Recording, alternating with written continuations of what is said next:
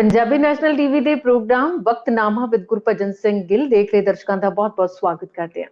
ਤੇ ਗੁਰਭਜਨ ਸਿੰਘ ਗਿੱਲ ਜੀ, ਤੁਹਾਡਾ ਆਪਣੇ show Waqtnama with Gurbhajan Singh Gill programme 'ਚ ਬਹੁਤ-ਬਹੁਤ ਸਵਾਗਤ। ਸਤਿ ਸ਼੍ਰੀ ਅਕਾਲ ਸਾਰੇ ਸਰੋਤਿਆਂ, ਦਰਸ਼ਕਾਂ ਔਰ ਟੈਕਨੀਕਲ ਸਟਾਫ, ਸਾਰੇ ਦੋਸਤਾਂ ਮਿੱਤਰਾਂ ਪਿਆਰਿਆਂ ਨੂੰ ਸਤਿ ਸ਼੍ਰੀ ਅਕਾਲ, ਪਿਆਰ ਭਰੀ ਸਤਿ ਸ਼੍ਰੀ ਅਕਾਲ। ਤੇ ਗੁਰਭਜਨ ਜੀ, ਅੱਜ ਦੀਆਂ ਕੁਝ ਗੱਲਾਂ ਵਿਚਾਰਨ ਤੋਂ ਪਹਿਲਾਂ ਇੱਕ ਸਵਾਲ ਪੁੱਛਾਂ ਤੁਹਾਡੇ ਕੋਲੋਂ? ਪੁੱਛੋ ਜੀ। ਤੁਸੀਂ ਦੱਸੋ, ਕੋਵਿਡ ਦਾ ਟੀਕਾ ਲਵਾ ਲਿਆ ਤੁਸੀਂ? ਹੁਣੇ ਲਵਾ ਕੇ ਆਇਆ ਬੇਟੇ, ਅਜੇ ਘੰਟਾ ਕੁ ਪਹਿਲਾਂ ਹੀ। ਜੀ ਅੱਛਾ, ਫਸਟ ਡੋਜ਼ ਲਈ ਕਿ ਸੈਕਿੰਡ ਵਾਲੀ? ਸੈਕਿੰਡ ਬੇਟੇ, ਸੈਕਿੰਡ। ਠੀਕ ਹੈ, ਮਤਲਬ ਸੁਣਨ ਵਾਲਿਆਂ ਦਾ ਭੁਲੇਖਾ ਨਿਕਲ ਗਿਆ ਹੈ ਕਿ ਟੀਕਾ ਲਗਵਾਉਣਾ ਹੈ ਕਿ ਨਹੀਂ ਲਗਵਾਉਣਾ, ਪੱਕਾ ਹੀ ਲਗਵਾਉਣਾ ਚਾਹੀਦਾ, ਹਨਾ? ਨਹੀਂ, ਅੱਜ ਸਵੇਰੇ ਇੱਥੇ ਹੀ ਲੁਧਿਆਣਾ ਦੇ ਵਿੱਚ ਹੀ, ਇੱਥੇ ਪ੍ਰਤਾਪ ਕਾਲੋਨੀ ਦੇ ਵਿੱਚ ਨਾ ਇੱਕ ਕੈਂਪ ਸੀਗਾ, ਟੀਕਾਕਰਨ ਕੈਂਪ, ਜਿਸ ਨੂੰ ਇਨਾਗੂਰੇਟ ਕੀਤਾ ਅੱਜ ਇਹਨੇ ਆਪਣੇ ਨੇ ਨੌਜਵਾਨ ਮੰਤਰੀ ਜਿਹੜਾ ਹੈਗਾ ਭਾਰਤ ਭੂਸ਼ਣ ਆਸ਼ੂ ਜੀ, ਔਰ ਡਿਪਟੀ ਕਮਿਸ਼ਨਰ ਲੁਧਿਆਣਾ ਔਰ civil surgeon Ludhiana, DPR Ludhiana, ਸਾਰੇ ਸਨ ਉੱਥੇ। ਔਰ ਮੈਂ ਵੇਖਿਆ ਕਿ ਜਿੰਨੇ ਉਤਸ਼ਾਹ ਨਾਲ ਉੱਥੇ ਲੋਕ ਟੀਕੇ ਲਵਾ ਰਹੇ ਸਨ, ਖਾਸ ਕਰਕੇ ਉਦੋਂ ਤੱਕ 300 ਲੋਕ ਲਵਾ ਚੁੱਕੇ ਸੀ ਔਰ ਪਹਿਲੇ 3 ਘੰਟੇ ਦੇ ਵਿੱਚ ਹੀ। ਤੇ ਉਹ ਦੁਬਾਰਾ ਡਿਮਾਂਡ ਕਰ ਰਹੇ ਸੀ, ਜਿਹੜੀ NGO ਕਰਵਾ ਰਹੀ ਸੀ ਕੈਂਪ ਨੂੰ ਆਰਗੇਨਾਈਜ਼, ਉਹ ਕਹਿ ਰਹੇ ਸੀ ਕਿ ਸਾਨੂੰ 150 ਯੂਨਿਟ ਹੋਰ ਚਾਹੀਦਾ। ਇਹਦਾ ਮਤਲਬ 450 ਜੇ ਇੱਕ ਥਾਂ ਦੇ ਉੱਤੇ ਕੈਂਪ ਲਾ ਕੇ ਲੋਕ ਲਗਵਾ ਰਹੇ ਨੇ, ਤਾਂ ਉਤਸ਼ਾਹ ਹੈਗਾ। ਔਰ ਪਿਛਲਾ ਰਿਕਾਰਡ ਇਹ ਹੈ ਕਿ ਇੱਕ ਦਿਨ ਦੇ ਵਿੱਚ, ਜਿਸ ਦਿਨ ਕੰਪੇਨ ਸ਼ੁਰੂ ਕੀਤੀ ਸੀ, ਤਾਂ ਲੁਧਿਆਣਾ ਦੇ ਵਿੱਚ ਹੀ ਇਹਨੇ ਨੌਜਵਾਨ ਲੜਕੀ, ਇੱਥੇ ਆਪਣੇ ਕਾਉਂਸਲਰ ਵੀ ਇਹ ਤੀਸਰੀ ਵਾਰ ਬਣੀ, ਮਮਤਾ ਆਸ਼ੂ, ਉਸਨੇ ਕੰਪੇਨ ਸ਼ੁਰੂ ਕੀਤੀ। NGO ਦੇ ਨਾਲ ਗੁਰਦੁਆਰਾ, ਮੰਦਿਰ, ਮਸੀਤਾਂ ਵਾਲੇ ਲਏ, ਸਾਰੇ ਕਲਚਰਲ ਆਰਗੇਨਾਈਜੇਸ਼ਨਸ ਲਈਆਂ, ਔਰ ਉਹਦੇ ਨਾਲ ਉਹਨਾਂ ਨੇ 50,000 ਜਿਹੜੇ ਸੀਗੇ ਲੋਕਾਂ ਨੂੰ ਟੀਕਾਕਰਨ ਪਹਿਲੇ ਦਿਨ ਕੀਤਾ। ਉਹਦੇ ਨਾਲ ਇੱਕ ਮਾਸ ਮੂਵਮੈਂਟ ਲੁਧਿਆਣੇ ਦਾ ਘੱਟੋ ਘੱਟ ਬਣੀ ਹੋਈ ਹੈ। ਇਸ ਵਕਤ ਲੋਕ ਪਰਿਵਾਰਾਂ ਸਮੇਤ ਜਾ ਕੇ ਟੀਕੇ ਲਵਾ ਰਹੇ ਨੇ, ਪਰ ਕੁਝ ਲੋਕਾਂ ਦੇ ਮਨ ਉੱਤੇ ਮਾੜਾ ਅਸਰ ਵੀ ਹੈ, ਉਹ ਡਰੀ ਵੀ ਜਾਂਦੇ ਨੇ ਅਜੇ ਤੱਕ ਵੀ। ਪਰ ਜਿਹਨੇ ਡਰਨਾ ਉਹਨੇ ਡਰੀ ਜਾਣਾ, ਜਿਹਨੇ ਲਵਾਉਣਾ ਉਹਨੇ ਲਵਾ ਹੀ ਲੈਣਾ। ਮੈਂ ਸੈਕਿੰਡ ਡੋਜ਼ ਅੱਜ ਲਵਾ ਕੇ ਆਇਆ, ਪਹਿਲੀ ਮੈਂ 9 ਮਾਰਚ ਨੂੰ ਲਵਾਈ ਸੀ ਜੀ। ਤੇ ਗੁਰਭਜਨ ਜੀ, ਕਰੋਨਾ ਨਾਲ ਜੁੜੀ ਹੋਈ ਗੱਲ ਤੋਂ ਸ਼ੁਰੂਆਤ ਕਰਦੇ ਹਾਂ ਅੱਜ ਦੀ, ਕਿ ਕਰੋਨਾ ਵੇਵ ਜਿਹੜੀ ਹੈ ਉਹ ਕਹਿੰਦੇ ਇੰਡੀਆ ਦੇ ਵਿੱਚ ਸੈਕਿੰਡ ਹੈ, ਦਿੱਲੀ ਵਿੱਚ ਕਹਿੰਦੇ ਤੀਜੀ ਕਿ ਚੌਥੀ ਹੈ। ਚਲੋ, ਇਹ ਵੇਵ ਦਾ ਚੱਕਰ ਛੱਡ ਕੇ ਜੇ ਆਪਾਂ ਗੱਲ ਕਰੀਏ ਕਿ ਕਰੋਨਾ ਦੇ ਮਾਮਲੇ ਪਹਿਲਾਂ ਨਾਲੋਂ ਜ਼ਿਆਦਾ ਵੱਧ ਰਹੇ ਨੇ, ਇਹਦੇ ਬਾਰੇ ਕੀ ਆਖੋਗੇ ਤੁਸੀਂ? ਵੇਖੋ, ਇਹ ਤਾਂ ਸੱਚ ਹੈ ਕਿ ਵਾਇਰਸ ਹੈ, ਔਰ ਵਾਇਰਸ ਜਿਹੜਾ ਹੈਗਾ, ਉਸ ਵਾਇਰਸ ਨੇ ਮਤਲਬ ਦੁਨੀਆ ਨੂੰ ਭੈਭੀਤ ਕੀਤਾ ਹੋਇਆ। ਚੀਨ ਤੋਂ ਸ਼ੁਰੂ ਹੋ ਕੇ, ਫੌਰਨ ਸਿਟੀ ਤੋਂ ਲੈ ਕੇ ਅੱਜ ਤੱਕ ਕੋਈ ਮੁਲਕ ਨਹੀਂ ਛੱਡਿਆ ਨਹੀਂ। ਜਿਵੇਂ ਕਹਿੰਦੇ ਨਾ, ਪਹਿਲਾਂ ਮੌਤ ਨਾਲ ਦਿੱਲੀ ਲੁੱਟੀ, ਫੇਰ ਬੜੀ ਪਟਿਆਲੇ, ਉਹ ਗੱਲ ਹੋਈ ਪਈ ਹੈ ਕਿ ਅਮਰੀਕਾ ਨਹੀਂ ਛੱਡਿਆ, ਇਸਨੇ ਇੰਗਲੈਂਡ ਨਹੀਂ ਛੱਡਿਆ, ਇਟਲੀ ਨਹੀਂ ਛੱਡਿਆ। ਪਾਕਿਸਤਾਨ ਵਿੱਚ ਬੜੀ ਬੁਰੀ ਤਰ੍ਹਾਂ ਖੌਫਜ਼ਦਾ ਨੇ ਲੋਕ ਇਸ ਵਕਤ, ਹੋਏ ਮੌਤਾਂ ਦੀ ਦਰ ਬਹੁਤ ਵੱਧ ਰਹੀ ਹੈ। ਔਰ ਹਿੰਦੁਸਤਾਨ 'ਚ ਵੀ ਆ ਦੁਬਾਰਾ ਜਦੋਂ ਹੁਣ ਰਿਵਾਈਵਲ ਸ਼ੁਰੂ ਹੋਈ ਹੈ, ਤਾਂ ਇੱਕ ਫਿਕਰਮੰਦੀ ਦਾ ਆਧਾਰ ਬਣਿਆ। ਪਰ ਕੁਛ ਇੱਕ ਗੱਲਾਂ ਇਹ ਵੀ ਲੱਗਦੀਆਂ ਨੇ ਜਿਹੜੀਆਂ ਮਤਲਬ ਬਹੁਤ ਸਾਡੇ ਮਨਾਂ ਨੂੰ ਕਰਦੀਆਂ ਨੇ, ਦੁਖੀ ਕਰਦੀਆਂ ਨੇ, ਕਿ ਇਹ ਤੇ ਨਾ ਹੋਵੇ ਕਿ ਸੱਜੇ ਹੱਥ ਨਾਲ ਕੋਈ ਹੋਰ ਵਤੀਰਾ ਹੋਵੇ ਤੇ ਖੱਬੇ ਨਾਲ ਹੋਰ ਹੋਵੇ। ਜਦੋਂ ਯਾਦ ਹੋਣਾ ਤੁਹਾਨੂੰ ਕਿ ਇੱਥੇ ਨਿਜ਼ਾਮੂਦੀਨ ਦੇ ਨੇੜੇ ਦਿੱਲੀ ਦੇ ਵਿੱਚ ਇੱਕ ਮੁਸਲਮਾਨ ਜਮਾਤ ਨੇ ਆਪਣੀ ਤਬਲੀਗੀ ਉੱਥੇ ਇੱਕ ਇਕੱਠ ਕੀਤਾ ਸੀ, ਤਾਂ ਉਸ ਵਿੱਚ ਕੁਛ ਇੱਕ ਲੋਕ ਜਿਹੜੇ ਵੱਖ-ਵੱਖ ਸੂਬਿਆਂ ਚੋਂ ਆਏ ਹੋਏ ਸੀ, ਉਹਨਾਂ ਲੋਕਾਂ ਦੇ ਉੱਤੇ ਇੱਕ ਕਹਿਰ ਕਰੋਨਾ ਹੋਇਆ ਜਦ, ਤਾਂ ਇੱਕ ਬੜੀ ਵੱਖਰੀ ਕਿਸਮ ਦਾ ਮੁਸਲਿਮ ਕਰੋਨਾ ਦਾ ਰੂਪ ਵੀ ਮੁਲਕ ਦੀਆਂ ਕੁਛ ਧਿਰਾਂ ਨੇ ਦਿੱਤਾ ਉਸਨੂੰ। ਔਰ ਉਹਦੇ ਮੁਕਾਬਲੇ 'ਚ ਹੁਣ ਜਦੋਂ ਕੁੰਭ ਦਾ ਮੇਲਾ ਲੱਗਿਆ ਹੋਇਆ ਹਰਿਦੁਆਰ ਦੇ ਵਿੱਚ, ਤੇ ਜਿੱਥੇ ਲੱਖਾਂ ਕਰੋੜ ਤੋਂ ਥੋੜ੍ਹੇ ਲੋਕ ਘੱਟ ਹੁੰਦੇ ਨੇ, ਇੰਨੇ ਲੋਕ ਹੁੰਦੇ ਨੇ ਜਿਹੜੇ ਉੱਥੇ ਜਾ ਕੇ ਪਵਿੱਤਰ ਇਸ਼ਨਾਨ ਕਰਨ ਜਾਂਦੇ ਨੇ। ਹੁਣ ਬੰਦਾ ਤਾਂ ਬੰਦਾ ਹੀ ਹੈ ਨਾ, ਚਾਹੇ ਉਹ ਮੁਸਲਮਾਨ ਹੈ ਤੇ ਚਾਹੇ ਸਿੱਖ ਹੈ, ਚਾਹੇ ਹਿੰਦੂ, ਚਾਹੇ ਈਸਾਈ ਹੈ, ਉਹਦੇ ਤੇ ਵਾਇਰਸ ਦਾ ਅਸਰ ਤਾਂ ਇੱਕੋ ਜਿਹਾ ਹੋਣਾ ਚਾਹੀਦਾ ਨਾ। ਔਰ ਭਾਵੇਂ ਦੱਸਿਆ ਗਿਆ ਕਿ ਉੱਥੇ ਲਗਭਗ ਪੂਰੇ ਉੱਤਰਾਖੰਡ ਦੇ ਵਿੱਚ ਅੰਦਾਜ਼ਨ 1500 ਦੇ ਕਰੀਬ ਕੇਸਿਸ ਜਿਹੜੇ ਨੇ ਆ ਗਏ ਨੇ, ਜਿਸ 'ਚੋਂ ਹਰਿਦੁਆਰ ਦੇ ਵਿੱਚ ਹੀ ਗਿਣਤੀ 500 ਦੇ ਨੇੜੇ ਪਹੁੰਚ ਗਈ, ਪਰ ਇਹ ਬਹੁਤ ਥੋੜਾ ਨੰਬਰ ਹੈ। ਉਹ ਸਵਾਲ ਇਹ ਪੈਦਾ ਹੁੰਦਾ ਕਿ ਜੇ ਮਤਲਬ ਅਸੀਂ ਸਾਰੇ ਕੁਝ ਦੇ ਉੱਤੇ ਮਤਲਬ ਨਹੀਂ ਕਰਦੀਆਂ, ਪੇਸ਼ਬੰਦੀਆਂ ਨਹੀਂ ਕਰਦੇ, ਤਾਂ ਮੌਤਾਂ ਵੱਧ ਹੁੰਦੀਆਂ। ਜੇ ਕਰਦੇ ਆ ਤਾਂ ਜਿਹੜਾ ਮਨੁੱਖੀ ਮਨ ਆ, ਉਹ ਮਿੰਟ ਦੇ ਵਿੱਚ ਹੀ ਇਸ ਗੱਲ ਦਾ ਫਾਇਦਾ ਉਠਾਉਣ ਲੱਗ ਜਾਂਦਾ ਕਿ ਤੁਸੀਂ ਕੀ ਕਰਨਾ, ਕੀ ਹੈ, ਗੱਲ ਮੰਨਣੀ ਕਿ ਨਹੀਂ ਮੰਨਣੀ। ਉਹ ਇੱਕਦਮ ਧਾਰਮਿਕ ਰੰਗਣ ਦੇ ਲੈਂਦੇ ਨੇ, ਜਿਵੇਂ ਸਾਡੇ ਪਿੱਛੇ ਹੋਲੇ ਮਹੱਲੇ ਤੇ ਹੋਇਆ ਕਿ ਹੋਲੇ ਮਹੱਲੇ ਦੇ ਸਿੰਘਾਂ ਨੂੰ ਕੁਛ ਨਹੀਂ ਕਰੋਨਾ ਕਹਿੰਦਾ। ਇਹ ਉਹ ਇੱਕ ਸੁਪਨ ਅਵਸਥਾ ਆ, ਜਿਹਦੇ 'ਚ ਕੂਕੀ 'ਚ ਬੰਦਾ ਕਹਿ ਦਿੰਦਾ, ਪਰ ਸੱਚ ਜਦੋਂ ਢਾਹ ਲੈਂਦਾ ਕਿ ਕਹਿਰ ਕਰੋਨਾ ਕੇ ਢਾਹ ਲੈਂਦਾ, ਤੇ ਉਦੋਂ ਫਿਰ ਬੰਦੇ ਨੂੰ ਚੀਕਾਂ ਨਿਕਲਦੀਆਂ ਨੇ, ਫਿਰ ਪਤਾ ਲੱਗਦਾ ਵੀ ਬੰਦੇ ਦਾ ਹਾਲ ਕੀ ਹੁੰਦਾ। ਕਿੰਨੀਆਂ ਮੌਤਾਂ ਸਾਡੇ ਸਾਹਮਣੇ ਸਾਡੇ ਮਿੱਤਰ ਪਿਆਰਿਆਂ ਦੀਆਂ ਹੋਈਆਂ ਨੇ ਜਿਹੜੀਆਂ ਕੋਵਿਡ ਕਰਕੇ ਹੋਈਆਂ ਨੇ। ਔਰ ਕੋਵਿਡ ਦਾ ਜਿਹੜਾ ਇੱਕ ਖੌਫ ਆ ਉਹ ਕੱਲਾ ਇਹ ਨਹੀਂ ਕਿ ਜੋ ਪਿਛਲੇ ਸਾਲ ਆਇਆ ਸੀ ਵਾਇਰਸ, ਉਸ ਨਾਲੋਂ ਵੱਧ ਖਤਰਨਾਕ ਵਾਇਰਸ ਹੈ ਹੁਣ ਜਿਹੜਾ ਲੇਟੈਸਟ ਵਾਇਰਸ ਹੈ ਜਿਹੜਾ ਹੈਗਾ। ਹੁਣ ਭਾਵੇਂ ਠੀਕ ਹੈ ਕਿ ਪੇਸ਼ਬੰਦੀ ਕਰ ਰਹੇ ਹਾਂ ਅਸੀਂ, ਟੀਕਾਕਰਨ ਬਹੁਤ ਵੱਡੀ ਪੱਧਰ ਤੇ ਹੋ ਰਿਹਾ, ਹਿੰਦੁਸਤਾਨ 'ਚ ਵੀ ਹੋ ਰਿਹਾ, ਬਾਕੀ ਮੁਲਕਾਂ 'ਚ ਵੀ ਹੋ ਰਿਹਾ, ਪਰ ਇਹ ਗੱਲ ਕਦੇ ਨਾ ਵਿਸਾਰੀ ਹੈ ਕਿ ਟੀਕਾਕਰਨ ਜਿਹੜਾ ਹੈਗਾ ਉਹਦੀ ਕੋਈ ਉਹ ਸ਼ੀਲਡ ਨਹੀਂ ਹੈ, ਉਹ ਢਾਲ ਨਹੀਂ ਹੈ, ਉਹਦੇ ਨਾਲ ਤੁਸੀਂ 100% ਸੁਰੱਖਿਅਤ ਨਹੀਂ ਹੁੰਦੇ। ਹਾਂ, ਇੰਨਾ ਜ਼ਰੂਰ ਆ ਕਿ ਉਸ ਦੇ ਨਾਲ ਤੁਹਾਡੇ ਤੇ ਉਸ ਮਾਰੂ ਹਮਲਾ ਘੱਟ ਹੁੰਦਾ ਹੈ ਮੁਕਾਬਲਤਨ। ਤੇ ਇਸ ਕਰਕੇ ਜਿਹੜੀ ਇਹ ਸਾਰੀ ਇਹ ਖੇਡ ਵਰਤ ਰਹੀ ਹੈ, ਖਾਸ ਕਰਕੇ ਇਸ ਕਿਸਮ ਦੀ। ਹੁਣ ਜਿਵੇਂ ਪਤਾ ਲੱਗਿਆ ਕਿ ਉਹਲੇ ਦੇ ਵਿੱਚ ਕਿਸਾਨ ਮੋਰਚੇ ਨੂੰ ਖਦੇੜਨ ਦੀ ਵੀ ਇੱਕ ਯੋਜਨਾਕਾਰੀ ਹੋ ਰਹੀ ਹੈ ਜੀ। ਸਵਾਲ ਇਹ ਸਾਰਾ ਪੈਦਾ ਵੀ ਇਹਦਾ ਮਤਲਬ ਤੇ ਹੋ ਗਿਆ ਵੀ ਬੰਗਾਲ ਦੀਆਂ ਚੋਣਾਂ ਤੇ ਕੋਈ ਅਸਰ ਨਹੀਂ, ਬਾਕੀ ਸੂਬਿਆਂ ਦੀਆਂ ਚੋਣਾਂ ਤੇ ਕੋਈ ਅਸਰ ਨਹੀਂ, ਉੱਥੇ ਰੈਲੀਆਂ ਵੀ ਹੋ ਰਹੀਆਂ ਨੇ। ਉਹ ਮੂੰਹ ਹੋਰ ਹੈ ਜਿਹੜਾ ਉੱਥੇ ਐਡਰੈਸ ਕਰਦਾ, ਤੇ ਉਹ ਮੂੰਹ ਦਿੱਲੀ ਆ ਕੇ ਮੂੰਹ ਬਦਲ ਜਾਂਦਾ ਜੀ। ਤੇ ਕੋਵਿਡ ਫਿਰ ਤਾਂ ਮਤਲਬ ਇੱਕ ਪਟਿਆਲਾ ਕੁੱਤਾ ਹੀ ਹੋ ਗਿਆ ਨਾ, ਜਿਹਦਾ ਮਾਲਕ ਦੇ ਕੋਲ ਬੈਠਾ, ਜਿਹਦੇ ਮਗਰ ਬੂਰੀ ਕਰਕੇ ਪਵਾ ਦਿਓ ਉਹਨੂੰ ਉਹਦੀਆਂ ਲੱਤਾਂ ਫੜ ਲੈਂਦਾ, ਜਿਹਦੇ ਮਗਰ ਨਾ ਪਵਾਓ ਉੱਥੇ ਟਿਕ ਕੇ ਬੈਠਾ ਰਹਿੰਦਾ। ਇਹਦਾ ਮਤਲਬ ਇਹ ਹੋ ਗਿਆ ਕਿ ਮੈਨ ਮੇਡ ਕ੍ਰਾਈਸਿਸ ਦੀਆਂ ਜਿਹੜੀਆਂ ਸ਼ੰਕਾਵਾਂ ਨੇ ਖਾਸ ਕਰਕੇ ਇੰਟਰਨੈਸ਼ਨਲ ਲੈਵਲ ਦੇ ਉੱਤੇ ਪਗੜਾਈਆਂ ਜਾ ਰਹੀਆਂ। ਜਾਪਾਨ ਦੇ ਇੱਕ ਨੋਬਲ ਲਾਰੀਅਟ ਨੇ ਵੀ ਗੱਲ ਕਹੀ ਹੈ ਕਿ ਮੈਨ ਮੇਡ ਵਾਇਰਸ ਹੋਣ ਕਰਕੇ ਇਹਦੀਆਂ ਜਿਹੜੀਆਂ ਸ਼ਰਾਰਤੀ ਪਿਛਲੀਆਂ ਤੰਦਾਂ ਨੇ ਉਹ ਪਛਾਣਨ ਦੀ ਲੋੜ ਹੈ।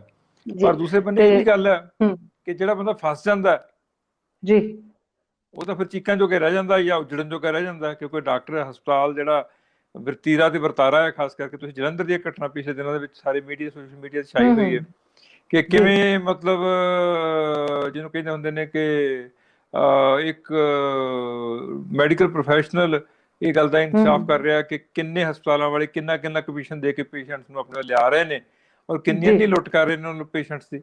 ਅੱਜ ਵੀ ਮੇਰੀ ਗੱਲ ਚੱਲ ਰਹੀ ਸੀ, ਉਸ ਕੈਂਪ ਦੌਰਾਨ ਦੀ ਗੱਲ ਚੱਲਦੀ ਸਾਡੀ ਆਪਸ ਦੇ ਵਿੱਚ, ਦੋਸਤ ਮਿੱਤਰ 5-7 ਬੈਠੇ ਸੀ ਅਸੀਂ। ਮੈਂ ਕਿਹਾ ਵੀ ਅੱਜ ਦੀ ਤਰੀਕ ਦੇ ਵਿੱਚ ਸਭ ਤੋਂ ਵੱਧ ਸੌਖਾ ਬੰਦੇ ਦਾ ਬਿਨ ਇਲਾਜ ਮਰਨਾ ਆ। ਇਲਾਜ ਕਰਵਾਉਂਦਿਆਂ ਘਰਦਿਆਂ ਦਾ ਉਜਾੜਾ ਕਰਕੇ ਮਰਨਾ ਲੋਕ ਅੱਜ ਕੱਲ੍ਹ ਪ੍ਰੈਫਰ ਨਹੀਂ ਕਰ ਰਹੇ। ਇਸੇ ਕਰਕੇ ਬਹੁਤ ਕਹਿ ਰਹੇ ਨੇ ਕਿ ਮੈਨੂੰ ਹਸਪਤਾਲ 'ਚ ਦਾਖਲ ਨਾ ਕਰਾਇਓ, ਮਰਨਾ ਮਰ ਜਾਵਾਂਗਾ, ਜਿਉਣਾ ਪਿਆ ਜੀ ਛੱਡਾਂਗਾ। ਸੋ ਇਹ ਜਿਹੜੀ ਸਮਾਜਿਕ ਇੱਕ ਖਾਸ ਕਿਸਮ ਦੀ ਜਿਹੜੀ ਇੱਕ ਖਾਸ ਖੌਫ ਤੇ ਦਹਿਸ਼ਤ ਦੀ ਜਿਹੜੀ ਆਬੋ ਹਵਾ ਆ, ਇਹਦੇ ਤੋਂ ਮੁਕਤੀ ਵਾਸਤੇ ਵੀ ਸਰਕਾਰਾਂ ਨੂੰ ਗੰਭੀਰ ਹੋਣਾ ਪੈਣਾ। ਅਦਰਵਾਈਜ਼ ਆਮ ਬੰਦਾ ਜਿਹੜਾ ਹੈਗਾ ਉਹਦੇ ਵਾਸਤੇ ਕੱਲਾ ਬਚਾਓ ਹੀ ਕੋਈ ਸ਼ੈ ਨਹੀਂ ਹੈ। ਕਰਫਿਊ ਲਾ ਦਿਓਗੇ, ਭੁੱਖਾ ਮਰ ਜਾਏਗਾ, ਕਾਰੋਬਾਰ ਬੰਦ ਹੋ ਜਾਣਗੇ, ਠੱਪ ਹੋ ਜਾਣਗੇ, ਲੋਕਾਂ ਦੀਆਂ ਕਿਸ਼ਤਾਂ ਟੁੱਟ ਜਾਣਗੀਆਂ, ਆਰਥਿਕਤਾ ਦਾ ਪਹੀਆ ਜਿਹੜਾ ਹੈਗਾ ਹੋਰ ਕਮਜ਼ੋਰ ਪੈ ਜਾਏਗਾ। ਇਹ ਵੱਡਾ ਮੁਲਕ ਤਾਂ ਸਾਡਾ ਏਡਾ ਵੱਡਾ ਪਾਪੂਲੇਸ਼ਨ ਇੰਨੀ ਜ਼ਿਆਦਾ ਕਿ ਕੱਲੇ ਬੰਦੇ ਨੂੰ ਪੈਨਸ਼ਨਾਂ ਦੇਣੋਂ ਰਹੇ। ਅਮਰੀਕਾ ਕੈਨੇਡਾ ਦਾ ਹੈ ਨਹੀਂ ਕਿ ਉਹਨਾਂ ਨੂੰ ਤੁਸੀਂ ਠੁੰਮਣਾ ਦੇ ਕੇ ਖੜਾ ਰੱਖੋਗੇ। ਸੋ ਇਸ ਕਰਕੇ ਸਾਨੂੰ ਪੇਸ਼ਬੰਦੀਆਂ ਕਰਨ ਲੱਗਿਆ ਵੀ ਇਹ ਯੋਜਨਾਕਾਰੀ ਕਰਨੀ ਚਾਹੀਦੀ ਕਿ ਮਨੁੱਖ ਪੱਖੀ ਹੋਵੇ, ਉਹ ਲੋਕ ਪੱਖੀ ਹੋਵੇ ਜੀ। ਤੇ ਗੁਰਭਜਨ ਜੀ, ਇਸ ਵੇਲੇ ਚਰਚਾ ਹੈ ਕਿ ਇਹ ਜਿਹੜਾ ਵਾਇਰਸ ਹੈ, ਜਿੱਦਾਂ ਪਹਿਲਾਂ ਕਹਿੰਦੇ ਸੀ ਕਿ ਛਿੱਕਣ ਨਾਲ ਜਿਹੜੀਆਂ ਡ੍ਰੌਪਸ ਬਾਹਰ ਆਉਂਦੀਆਂ ਨੇ ਨੱਕ ਤੋਂ ਜਾਂ ਮੂੰਹ ਤੋਂ, ਉਹਦੇ ਨਾਲ ਵਾਇਰਸ ਫੈਲਦਾ ਹੈ। ਫਿਰ ਕਹਿੰਦੇ ਸੀ ਕਿ ਸਤਹ ਤੋਂ ਨਹੀਂ ਫੈਲਦਾ, ਇਹ ਸਿਰਫ ਉਹ ਡ੍ਰੌਪਲੈਟਸ ਜਾਣਗੀਆਂ। ਤੇ ਫਿਰ ਕਹਿੰਦੇ ਸਤਹ ਤੇ ਹੱਥ ਰੱਖੋ ਤੇ ਉੱਥੇ ਵੀ ਜੇ ਕੋਈ ਬੰਦਾ ਕੋਵਿਡ ਪੇਸ਼ੈਂਟ ਬੈਠਾ ਸੀ ਤੇ ਉੱਥੇ ਤੁਹਾਡਾ ਹੱਥ ਲੱਗ ਗਿਆ ਤੇ ਉੱਥੇ ਵੀ ਫੈਲ ਜਾਣਗੀਆਂ। ਹੁਣ ਕੁਝ ਮਾਹਿਰ ਦੁਨੀਆ ਦੇ ਐਸੇ ਕਹਿ ਰਹੇ ਨੇ, ਕਹਿੰਦੇ ਹਵਾ ਵਿੱਚ ਹੀ ਇਹੋ ਜਿਹੇ ਕਣ ਨੇ ਜਿਹਦੇ ਨਾਲ ਇਹ ਤੇਜ਼ੀ ਨਾਲ ਵੱਧ ਰਿਹਾ। ਇਹਦੇ ਬਾਰੇ ਕੀ ਕਹੋਗੇ ਤੁਸੀਂ? ਵੇਖੋ, ਜੇ ਵਾਇਰਸ ਹੁੰਦਾ ਹੈ 에ਅਰਬਾਰਨ ਹੁੰਦਾ, ਫਰਜ਼ ਕੀਤਾ ਜੀ, ਫਿਰ ਤਾਂ ਹੁਣ ਤੱਕ ਗਿਣਤੀ ਮਰਨ ਵਾਲਿਆਂ ਦੀ ਕਰੋੜਾਂ 'ਚ ਹੋਣੀ ਸੀ। 에ਅਰਬਾਰਨ ਵਾਇਰਸ ਤਾਂ ਇਹ ਹੈ ਨਹੀਂ, ਹੈ ਤਾਂ ਟੱਚ ਵਾਲਾ ਹੀ ਹੈ। ਤੇ ਟੱਚ ਦੇ ਵਿੱਚ ਵੀ ਇਹ ਆ ਕਿ ਜੇ ਫਰਜ਼ ਕੀਤਾ ਕੋਈ ਪੇਸ਼ੈਂਟ ਜਿੱਥੇ ਉਹਨੇ ਛਿੱਕਿਆ, ਜਿੱਥੇ ਉਹਨੇ ਨਿੱਛਾਂ ਮਾਰੀਆਂ ਨੇ, ਉੱਥੇ ਡ੍ਰੌਪਆਊਟਸ ਡਿੱਗੇ ਹੋਏ ਨੇ, ਤੇ ਉੱਥੇ ਜੇ ਟੱਚ ਕਰਕੇ ਤੁਸੀਂ ਆਪਣੇ ਮੂੰਹ ਦੇ ਨੇੜੇ ਜਾਂ ਨੱਕ ਦੇ ਨੇੜੇ ਲੈ ਜਾਂਦੇ ਹੋ ਤਾਂ ਅਸਰ ਹੋਣ ਦੀਆਂ ਸੰਭਾਵਨਾਵਾਂ ਬਹੁਤ ਜ਼ਿਆਦਾ ਨੇ, ਤੁਹਾਡੇ ਡਿੱਗਣ ਦੀਆਂ ਪੋਸੀਬਿਲਿਟੀਜ਼ ਬਹੁਤ ਜ਼ਿਆਦਾ ਨੇ।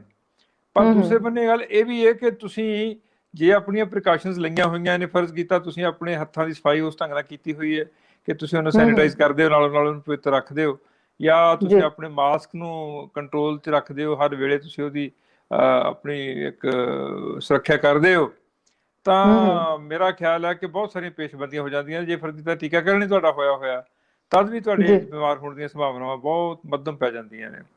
ਬਾਕੀ ਇੱਕ ਗੱਲ ਹੋਰ ਜਿਹੜੀ ਖਤਰਨਾਕ ਦੱਸੀ ਗਈ ਹੈ ਉਹ ਇਹ ਆ, ਪਤਾ ਨਹੀਂ ਸੱਚ ਕੇ ਝੂਠ, ਉਹ ਇਹ ਆ ਕਿ ਬਹੁਤ ਸਾਰੇ ਲੋਕ ਐਸੇ ਨੇ ਜਿਹਨਾਂ ਨੂੰ ਸਾਇਲੈਂਟ, ਜਿਵੇਂ ਹਾਰਟ ਅਟੈਕ ਹੁੰਦਾ, ਇਵੇਂ ਸਾਇਲੈਂਟ ਕਰੋਨਾ ਵੀ ਹੋ ਰਿਹਾ ਬਹੁਤ ਸਾਰੇ ਲੋਕਾਂ ਨੂੰ। ਉਹਨੂੰ ਆਪ ਨਹੀਂ ਪਤਾ ਲੱਗਦਾ ਕਿ ਸਾਨੂੰ ਹੋ ਹਟਿਆ, ਰਿਪੋਰਟ ਪੋਜ਼ਿਟਿਵ ਆਉਣ ਤੇ ਪਤਾ ਲੱਗਦਾ ਉਹਨਾਂ ਨੂੰ, ਜਦ ਕਿ ਅਦਰਵਾਈਜ਼ ਕੋਈ ਪ੍ਰੋਬਲਮ ਨਹੀਂ ਹੁੰਦੀ। ਇਹ ਤੁਹਾਡਾ ਸਾਰਾ ਕੁਝ ਡਿਪੈਂਡ ਕਰਦਾ ਇਮਿਊਨਿਟੀ ਤੇ, ਕਿ ਤੁਹਾਡੀ ਜਿਹੜੀ ਅੰਦਰ ਇੱਕ ਸੁਰੱਖਿਆ ਛਤਰੀ ਤੁਹਾਡੇ ਸਰੀਰ ਦੇ ਵਿੱਚ ਉਹ ਕਿੰਨੀ ਕੁ ਮਜ਼ਬੂਤ ਹੈ, ਕਿੰਨੀ ਪਾਏਦਾਰ ਆ। ਮੈਂ ਜੀ ਅਕਸਰ ਮਿਸਾਲ ਦਿੰਦਾ ਹੁੰਦਾ ਕਿ ਜਿੰਨੇ ਸਾਡੇ ਝੁੱਗੀ ਡਵੈਲਰਸ ਨੇ, ਝੁੱਗੀਆਂ 'ਚ ਰਹਿਣ ਵਾਲੇ, ਬਸਤੀਆਂ 'ਚ ਰਹਿਣ ਵਾਲੇ ਲੋਕ ਨੇ, ਕਿਰਤ ਕਰਨ ਵਾਲੇ ਲੋਕ ਨੇ, ਜਿੰਨਾ ਜੀ ਉਹਨਾਂ ਨੂੰ ਕਿਰਤ ਕਮਾਈ ਕਰਨ ਵਾਸਤੇ ਆਪਣੇ ਫੇਫੜਿਆਂ ਤੋਂ ਕੰਮ ਲੈਣਾ ਪੈਂਦਾ, ਉਹ 'ਚ ਤਾਂ ਵਾਇਰਸ ਵੈਸੇ ਹੀ ਮਰ ਜਾਂਦਾ, ਉਹਦੇ ਵਾਇਰਸ ਦੇ ਨੇੜੇ ਖੰਘ ਨਹੀਂ ਦਿੰਦਾ ਵਾਇਰਸ ਨੂੰ, ਤੇ ਇਹੋ ਜਿਹਾ ਫੇਫੜਾ। ਜੀ ਜੀ ਜੀ ਇਹ ਜਿਹੜੇ ਸਾਡੇ ਵਰਗੇ ਜਿਹੜੇ ਜਿੰਨਾ ਕਤਰਨ ਕੱਖ ਨਹੀਂ, ਵਿਹਲੜ ਬੈਠੇ ਰੋਟੀਆਂ ਖਾ ਲਿਆ, ਸੌਂ ਲਿਆ, ਉੱਠ ਲਿਆ, ਬਹਿ ਲਿਆ, ਜਾਂ ਕੁਰਸੀ ਤੇ ਕੋਈ ਨੌਕਰੀ ਚੌਕਰੀ ਕਰ ਲਈ, ਉਸ ਕਿਸਮ ਦੇ ਲੋਕਾਂ ਨੂੰ ਜ਼ਿਆਦਾ ਘੇਰ ਰਿਹਾ। ਕਿਰਤੀ ਜੀ ਬੰਦਿਆਂ ਨੂੰ ਲਗਭਗ ਕੁਝ ਨਹੀਂ ਕਹਿ ਰਿਹਾ ਹੈ। ਜੀ। ਤੇ ਗੁਰਭਜਨ ਜੀ, ਅਗਲੀ ਗੱਲ ਵੱਲ ਆਈਏ, ਤੇ ਅਗਲੀ ਗੱਲ ਹੈ ਕੁੰਵਰ ਵਿਜੇ ਪ੍ਰਤਾਪ ਸਿੰਘ ਬੜੇ ਚਰਚਾ ਦੇ ਵਿੱਚ ਨੇ। ਅਸਤੀਫਾ ਦੇਣਾ, ਮਨਜ਼ੂਰ ਹੋਣਾ, ਨਾ ਮਨਜ਼ੂਰ ਹੋਣਾ, ਰਿਟਾਇਰਮੈਂਟ, ਇਹ ਸਾਰਾ ਮਾਮਲਾ ਜਿਹੜਾ ਨਾ ਤੁਸੀਂ ਸਾਫ਼ ਕਰੋ ਜ਼ਰਾ। ਕੁੰਵਰ ਵਿਜੇ ਪ੍ਰਤਾਪ ਸਿੰਘ ਪੰਜਾਬ ਦਾ ਉਹ ਇੱਕ ਐਸਾ ਅਧਿਕਾਰੀ ਹੈ ਜਿਸ ਦਿਨ ਤੋਂ ਨੌਕਰੀ ਸ਼ੁਰੂ ਕੀਤੀ ਹੈ, ਜਦੋਂ ਅਜੇ ASP ਸੀ ਜੀ, SP ਬਣਿਆ, SSP ਬਣਿਆ, DIG ਬਣਿਆ, ਕਮਿਸ਼ਨਰ ਬਣਿਆ, IG ਬਣਿਆ, ਹਰ ਸਟੈਪ ਤੇ ਉਹਨੇ ਆਪਣਾ ਇੰਪੈਕਟ ਛੱਡਿਆ ਜੀ। ਉਹਦਾ ਕਾਰਨ ਇਹ ਆ ਕਿ ਉਹ ਜੋ ਦੱਸਦਾ ਲੋਕਾਂ ਨੂੰ ਆਪਣੀਆਂ ਮੁਲਾਕਾਤਾਂ ਦੇ ਵਿੱਚ, ਹੁਣ ਨਹੀਂ ਪਹਿਲੇ ਦਿਨ ਤੋਂ, ਕਿ ਮੈਂ ਪਟਨਾ ਸਾਹਿਬ ਦਾ ਜੰਮਿਆ ਜਾਇਆ, ਮੇਰੇ ਕੋਲ ਦਸ਼ਮੇਸ਼ ਪਿਤਾ ਦਾ ਥਾਪੜਾ ਜੀ, ਆਇਆ ਉਸ ਧਰਤੀ ਤੇ ਜਿਹੜੀ ਸ਼ਹੀਦ ਭਗਤ ਸਿੰਘ ਧਰਤੀ ਹੈ ਜੀ, ਹੱਕ ਸੱਚ ਇਨਸਾਫ ਤੇ ਕਾਨੂੰਨ ਦੀ ਰਾਖੀ ਦੀ ਮੈਂ ਲੜਾਈ ਲੜਨੀ ਹੈ। ਮੇਰੇ ਵਾਸਤੇ ਕੋਈ ਮੁੱਖ ਮੰਤਰੀ ਨਹੀਂ, ਮੇਰੇ ਵਾਸਤੇ ਕੋਈ ਮੁੱਖ ਸੰਤਰੀ ਨਹੀਂ, ਮੇਰੇ ਵਾਸਤੇ ਕੋਈ ਚੌਕੀਦਾਰ ਨਹੀਂ, ਮੇਰੇ ਵਾਸਤੇ ਕੋਈ ਗਵਰਨਰ ਨਹੀਂ, ਕੋਈ ਲਾਟ ਸਾਹਿਬ ਨਹੀਂ, ਮੈਂ ਸਾਰਿਆਂ ਨੂੰ ਕਾਨੂੰਨ ਦੀ ਨਜ਼ਰ ਦੇ ਵਿੱਚ ਇੱਕ ਵੇਖਣਾ, ਤੇ ਉਹਨੇ ਵੇਖਿਆ ਜੀ। ਉਹਨੇ ਇਸ ਸੱਚ ਨੂੰ ਭੁਗਤਾਇਆ ਤੇ ਨਿਭਾਇਆ ਹੁਣ ਤੱਕ। ਇਹ ਗੱਲਾਂ ਉਹ ਦੱਸਦੇ ਨੇ ਲੋਕ ਜਿਹੜੇ ਲੋਕਾਂ ਨਾਲ ਉਹਦਾ ਵਾਹ ਵਾਸਤਾ ਪਿਆ, ਜਿਨ੍ਹਾਂ ਦੇ ਕੋਲ ਉਹਨੇ PhD ਕੀਤੀ ਹੈ, ਜਿਨ੍ਹਾਂ ਯੂਨੀਵਰਸਿਟੀਆਂ ਦੇ ਵਿੱਚ ਉਸਨੇ ਆਪਣੇ ਆਪ ਨੂੰ ਲਾਇਬ੍ਰੇਰੀ ਵਿੱਚ 2-2 4-4 ਘੰਟੇ ਇੱਕ ਕਮਿਸ਼ਨਰ ਹੁੰਦਿਆਂ ਵੀ ਜਿੱਥੇ ਬਿਠਾਇਆ ਹੋਇਆ। ਉਹ ਲੋਕ ਦੱਸਦੇ ਨੇ ਕਿ ਐਟ ਹਾਰਟ ਉਹ ਕਿੱਡਾ ਕੁ ਮਜ਼ਬੂਤ ਇਨਸਾਨ ਹੈ। ਉਹ ਡਰਦਾ ਨਹੀਂ, ਲਿਫਦਾ ਨਹੀਂ, ਕਿਉਂਕਿ ਜਿਹੜੇ ਬੰਦੇ ਨੇ ਗੰਦ ਨਹੀਂ ਖਾਣਾ ਉਹ ਝਿਪੇ ਵੀ ਕਿਉਂ ਕਿਸੇ ਤੋਂ। ਜੀ, ਕਾਣਾ ਜਿਹੜਾ ਹੋਵੇਗਾ ਉਹ ਤਾਂ ਝਿਪੇਗਾ ਕਿ ਫਲਾਣਾ ਮੁੱਖ ਮੰਤਰੀ ਮੈਨੂੰ ਬਦਲ ਨਾ ਦੇਵੇ। ਜੀ, ਇਹ ਤਾਂ ਬਿਸਤਰਬੰਦ ਨਾਲ ਰੱਖਦਾ ਜਿਹੜਾ ਪੁਰਾਣੇ ਫੌਜੀ ਰੱਖਦੇ ਹੁੰਦੇ ਸੀ। ਇਹ ਤੇ ਪਰਵਾਹ ਹੀ ਨਹੀਂ ਕਰਦਾ, ਟੁੰਡੇ ਲਾੜ ਦੀ ਪਰਵਾਹ ਨਹੀਂ ਕਰਦਾ ਇਹ ਤਾਂ। ਸੋ ਇਸ ਦੇ ਕੋਲੋਂ ਸੱਚ ਦੀ ਰਿਪੋਰਟ ਲੈ ਕੇ ਉਸ ਨੂੰ ਜਦ ਕਿ ਲੱਗਿਆ ਕਿ ਹੁਣ ਹੱਥ ਉਹਨਾਂ ਗਲਮਿਆਂ ਤੱਕ ਪਹੁੰਚ ਗਿਆ, ਜਿਹੜੇ ਗਲਮੇ ਜਿਹੜੇ ਨੇ ਉਹ ਸੱਤਾ ਦੀਆਂ ਕੁਰਸੀਆਂ ਵਾਲੇ ਗਲਮੇ ਸਾਬਕਾ ਨੇ ਜਾਂ ਵਰਤਮਾਨ ਨੇ ਜਾਂ ਕਿਵੇਂ ਵੀ ਹੈਗੇ ਨੇ, ਉਹ ਸੱਤਾਵਾਨ ਜਿਹੜੇ ਗਲਮੇ ਨੇ ਉਹਨਾਂ ਦੀ ਚਾਲ ਦੇ ਅਧੀਨ ਇਸ ਨੂੰ ਜਦੋਂ ਹੁਣ ਦੁਬਾਰਾ ਇੱਕ ਇਲਜ਼ਾਮ ਤਰਾਸ਼ੀ ਹੋਈ ਕਿ ਇਸ ਨੂੰ ਇਸ ਜਾਂਚ ਤੋਂ ਲਾਂਭੇ ਰੱਖਿਆ ਜਾਵੇ, ਤਾਂ ਸ਼ਾਇਦ ਨਿਆਂਪਾਲਿਕਾ ਦੇ ਵਿੱਚ ਪਹਿਲਾ ਫੈਸਲਾ ਹੈ ਜਿਸ ਫੈਸਲੇ ਦੇ ਮੁਤਾਬਕ ਕਿਸੇ ਵਿਅਕਤੀ ਵਿਸ਼ੇਸ਼ ਬਾਰੇ ਇਸ ਕਿਸਮ ਦੀ ਟਿੱਪਣੀ ਕੀਤੀ ਗਈ ਹੈ, ਭਾਵੇਂ ਜੱਜਮੈਂਟ ਲਿਖਤੀ ਰੂਪ 'ਚ ਜੇ ਨਹੀਂ ਆਈ, ਜੀ ਸ਼ਾਇਦ ਜਿਹੜੀ ਲਿਖਤੀ ਰੂਪ 'ਚ ਟਿੱਪਣੀ ਆਵੇਗੀ ਉਸ ਵਿੱਚ ਸ਼ਾਇਦ ਇੰਨੀ ਸਖਤ ਗੱਲ ਨਾ ਹੋਵੇ। ਇਹ ਕਾਨੂੰਨਦਾਨ ਦੱਸਦੇ ਨੇ, ਠੀਕ ਹੈ। ਬਾਕੀ ਰਹੀ ਗੱਲ ਕਿ ਜਿਸ ਥਾਣੇਦਾਰ ਨੇ ਆਪਣੀ ਮਤਲਬ ਹਾਈ ਕੋਰਟ ਦੇ ਵਿੱਚ ਅਪੀਲ ਪਾਈ ਸੀ ਕਿ ਮੈਨੂੰ ਨਾਜਾਇਜ਼ ਇਹਦੇ 'ਚ ਗਰਸਿਆ ਜਾ ਰਿਹਾ, ਉਸ ਦੇ ਵਕੀਲ ਸਰਜਿੰਦਰ ਸਿੰਘ ਚੀਮਾ ਔਰ ਅਰਸ਼ਦੀਪ ਸਿੰਘ ਚੀਮਾ ਜਿਹੜੇ ਸਨ ਦੋਵੇਂ, ਉਹਨਾਂ ਨੇ ਇਹ ਗੱਲ ਸਾਬਤ ਕੀਤੀ ਕਿ ਇਸ ਥਾਣੇਦਾਰ ਦਾ ਇਸ ਮਾਮਲੇ ਦੇ ਵਿੱਚ ਏਡਾ ਵੱਡਾ ਰੋਲ ਨਹੀਂ ਜਿੱਡਾ ਵੱਡਾ ਉਹਨੂੰ ਦੋਸ਼ੀ ਬਣਾਇਆ ਜਾ ਰਿਹਾ। ਜੀ, ਉਹਦੇ ਤੇ ਜੱਜ ਨੇ ਇਹ ਫੈਸਲਾ ਦਿੰਦਿਆਂ ਇਹ ਗੱਲ ਆਖ ਦਿੱਤੀ ਹੈ ਜਦੋਂ ਕਿ ਇਸ ਨੂੰ ਇਸ ਜਾਂਚ ਤੋਂ ਲਾਂਭੇ ਰੱਖਿਆ ਜਾਵੇ ਤੇ ਇੱਕ ਨਵੀਂ ਜਾਂਚ ਬਿਠਾਤੀ ਜਾਵੇ, ਨਵੀਂ ਸਿੱਟ ਬਣਾਈ ਜਾਵੇ। ਹੁਣ ਸਪੈਸ਼ਲ ਇਨਵੈਸਟੀਗੇਸ਼ਨ ਟੀਮ ਇਹ ਤਾਂ ਗੁੱਡੀ ਗੁੱਡੇ ਦਾ ਖੇਡ ਬਣ ਗਿਆ ਜੀ, ਕਿ ਪਹਿਲੀ ਸਿੱਟ ਬਣਾਈ ਰਣਵੀਰ ਸਿੰਘ ਖੱਟੜੇ ਦੀ ਅਗਵਾਈ ਥੱਲੇ ਪਿਛਲੀ ਸਰਕਾਰ ਨੇ, ਦੂਸਰੀ ਸਰਕਾਰ ਨੇ ਫੇਰ ਉਹਦੀ ਅਗਵਾਈ 'ਚ ਬਣਾਤੀ, ਉਹ ਫੇਰ ਰਿਜੈਕਟ ਹੋ ਗਈ, ਵਿੱਚੇ CBI ਆ ਗਈ, CBI ਰਿਜੈਕਟ ਹੋ ਗਈ, ਫਿਰ ਹੁਣ ਕੁੰਵਰ ਵਿਜੇ ਪ੍ਰਤਾਪ ਸਿੰਘ ਜੀ ਆ ਗਏ, ਉਹ ਰਿਜੈਕਟ ਹੋ ਗਈ। ਨਵੀਂ ਸਿੱਟ ਜਿਹੜੀ ਹੈ ਉਹਦਾ ਕੀ ਯਕੀਨ ਆ ਕਿ ਉਹ ਵਿਚਾਰੀ 7ਵਾਂ ਮਰੇਗੀ ਕਿ 8ਵਾਂ ਮਰੇਗੀ? ਜੀ ਜੀ ਜੀ ਬਿਲਕੁਲ, ਯਕੀਨ ਤਾਂ ਵੀ ਕੋਈ ਨਹੀਂ। ਤੇ ਉਹਦੇ ਬਾਰੇ ਤਾਂ ਬੜਾ ਅੱਛੀ ਟਿੱਪਣੀ ਕੀਤੀ ਉਹਨੇ ਨਵਜੋਤ ਸਿੰਘ ਸਿੱਧੂ ਨੇ। ਉਹ ਕਹਿੰਦਾ ਹਿੰਦੁਸਤਾਨ ਦੇ ਸਿੱਟ ਦਾ ਮਤਲਬ ਸਿਟ ਡਾਊਨ। ਅੱਛਾ ਜੀ, ਬੰਦੇ ਦਾ ਪੁੱਤ ਬਣ ਕੇ ਟਿਕ ਕੇ ਬਹਿ ਜਾ, ਸਾਨੂੰ ਤੂੰ ਆਪਣਾ ਕੰਮ ਕਰਨ ਤੇ ਤੂੰ ਆਪਣਾ ਕੰਮ ਕਰੀ ਜਾ, ਸਿੱਟ। ਜੀ, ਜੇ ਸਿੱਟ ਦਾ ਮਤਲਬ ਇੰਨਾ ਹੀ ਮਜ਼ਾਕ ਦੇ ਵਿੱਚ ਬਹਿ ਜਾਣਾ ਹੀ ਹੋਵੇ, ਬਿਠਾ ਦੇਣਾ ਹੀ ਹੋਵੇ, ਜਿਵੇਂ ਕਮੇਟੀ ਦਾ ਮਤਲਬ ਕਹਿੰਦੇ ਨੇ ਕਿ ਕਮੇਟੀ ਦਾ ਮਤਲਬ ਕੰਮ ਤੇ ਮਿੱਟੀ ਪਾਉਣਾ, ਇੱਥੇ ਹੱਦ ਹੋ ਗਈ ਕਿ ਮਤਲਬ ਜੇ ਹਾਈ ਕੋਰਟ ਦਾ ਰਿਟਾਇਰਡ ਜੱਜ ਦਿੰਦਾ ਰਿਪੋਰਟ, ਅਸੈਂਬਲੀ ਡਿਸਕਸ ਹੁੰਦੀ ਹੈ, ਤਾਂ ਕਾਰਵਾਈ ਕੋਈ ਨਹੀਂ। ਜੀ ਜੇ ਕੋਈ ਮੁਜਰਮ ਜਿਹੜਾ ਨਸ਼ਿਆਂ ਦਾ ਮੁਜਰਮ ਆ ਉਹ ਨਾਂ ਲੈਂਦਾ ਕੁਝ ਬੰਦਿਆਂ ਦਾ ਤਾਂ ਕਾਰਵਾਈ ਕੋਈ ਨਹੀਂ।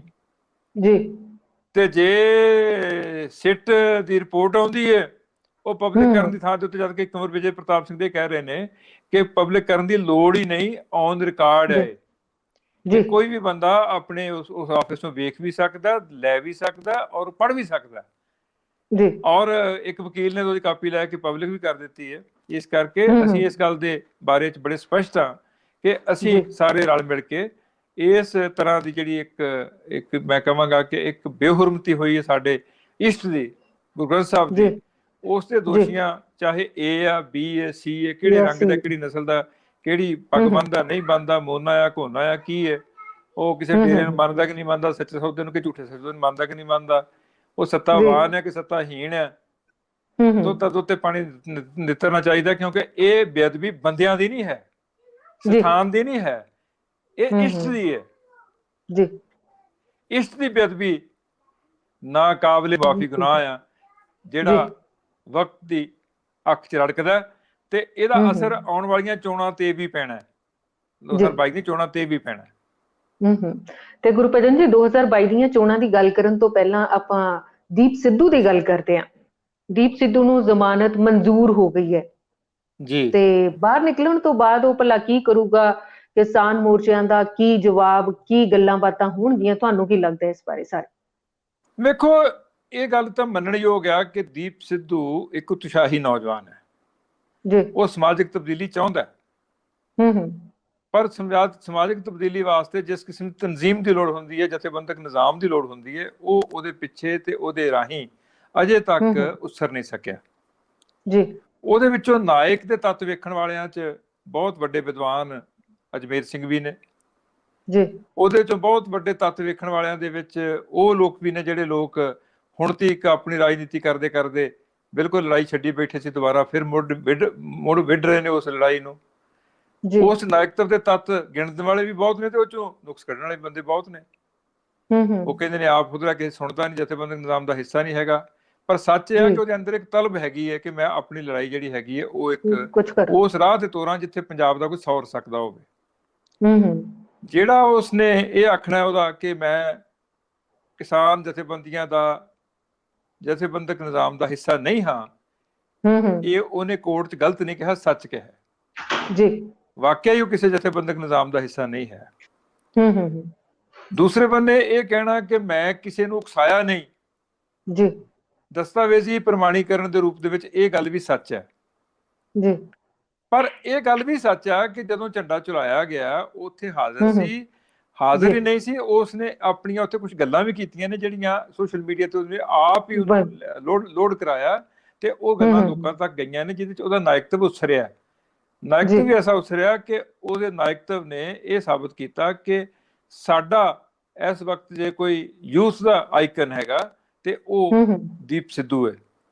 ਬਹੁਤ ਸਾਰੀਆਂ ਥਾਵਾਂ ਦੇ ਉੱਤੇ ਉਹਦੇ ਆਈਕਨ ਦੇ ਜਿਹੜੇ ਪੈਰੋਕਾਰ ਨੇ ਉਹਨਾਂ ਨੇ ਕੁਝ ਚੰਗੇ ਲੋਕਾਂ ਨਾਲ, ਸਿਆਣੇ ਲੋਕਾਂ ਨਾਲ ਬੇਹੁਰਮਤੀ ਵੀ ਕੀਤੀ ਹੈ, ਜਿਨ੍ਹਾਂ ਚੋਂ ਪ੍ਰੋਫੈਸਰ ਮਨਜੀਤ ਸਿੰਘ ਦੀ ਘਟਨਾ ਜਿਹੜੀ ਹੈਗੀ ਹੈ ਖਾਸ ਕਰਕੇ ਸਿੰਘੂ ਬਾਰਡਰ ਤੇ ਹੋਈ ਹੈ, ਉਹ ਕਿਸੇ ਨੂੰ ਭੁੱਲੀ ਵਿਸਰੀ ਨਹੀਂ ਹੈ ਕਿ ਕਿਵੇਂ ਘੇਰ ਕੇ ਉਹਨੂੰ ਜ਼ਲੀਲ ਕਰਨ ਦੀ ਹੱਦ ਤੱਕ ਕਿ ਤੂੰ ਸਾਡੀ ਬੋਲੀ ਕਿਉਂ ਨਹੀਂ ਬੋਲਦਾ, ਇਸ ਹੱਦ ਤੱਕ ਵੀ ਗੱਲਾਂ ਹੋਈਆਂ ਨੇ।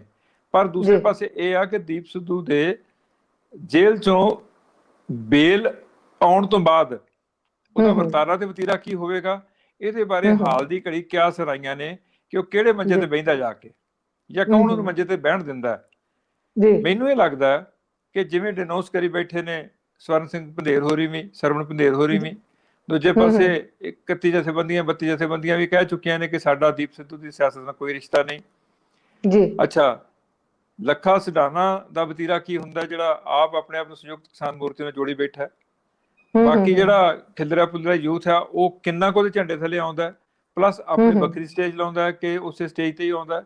ਤੀਸਰਾ ਇਹ ਵੀ ਵੇਖਣਾ ਬਣਦਾ ਕਿ ਜੱਜਮੈਂਟ ਦੇ ਵਿੱਚ ਜਾਂ ਜਿਹੜੀ ਉਹਦੀ ਬੇਲ ਐਪਲੀਕੇਸ਼ਨ ਪ੍ਰਵਾਨ ਹੋਈ ਹੈ, ਉਸ ਬੇਲ ਦੇ ਵਿੱਚ ਕੋਈ ਸ਼ਰਤਾਂ ਦੇ ਨਹੀਂ ਆਇਦ ਕਿ ਤੂੰ ਸਰਗਰਮੀ ਵਿੱਚ ਹਿੱਸਾ ਨਹੀਂ ਲਵੇਂਗਾ ਜਾਂ ਲਵੇਂਗਾ।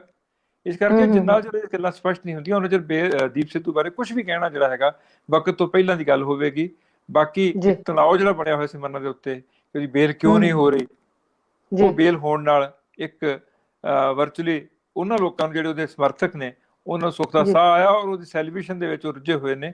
ਪਰ ਉਸ ਜੀ ਤੋਂ ਪੋਜ਼ਿਟਿਵ ਕੀ ਨਿਕਲਦਾ, ਸੂਬੇ ਵਾਸਤੇ ਕੀ ਨਿਕਲਦਾ? ਕਿਸਾਨ ਜਥੇਬੰਦੀਆਂ ਹਮ ਦੇ ਘੋਲ ਜੀ ਦੀ ਅਸਲੀ ਲੜਾਈ ਜਿਹੜੀ ਹੈਗੀ ਹੈ, ਜੀ ਸਾਡੀ ਲੜਾਈ ਤਾਂ 3 ਬਿੱਲਾਂ ਤੇ ਦੀ ਹੈ, ਤੇ ਹਮ ਉਦੋਂ ਬਾਅਦ ਇਲੈਕਟ੍ਰਿਸਿਟੀ ਦਾ ਸੋਧ ਬਿੱਲ ਦੀ ਹੈ, ਤੇ ਜੀ ਗਰੰਟਿਡ ਸਾਡੀ ਐਮਐਸਪੀ ਵਾਲੀ ਪਰਚੇਜ਼ ਪੀ ਦੀ ਹੈ ਹੈ। ਜੀ ਤਿੰਨੇ ਜੀ ਜੀ ਪੰਜੇ ਚੀਜ਼ਾਂ ਨੇ ਨਾ, ਉਹਨੂੰ ਜੀ ਫਾਇਦਾ ਜੀ ਹੁੰਦਾ ਕਿ ਨਹੀਂ ਬਿਲਕੁਲ ਹੁੰਦਾ, ਇਹ ਵੇਖਣਾ ਹੈ ਅਸੀਂ।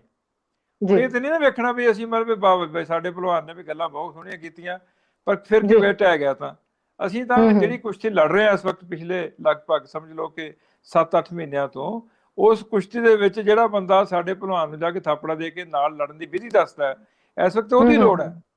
ਜੀ ਇਹ ਨਹੀਂ ਕਿ ਮੱਲ ਕਿਹੜਾ ਅਖਾੜੇ ਦੇ ਵਿੱਚ ਕੱਪੜੇ ਪਾ ਕੇ ਤੁਰਿਆ ਫਿਰਦਾ।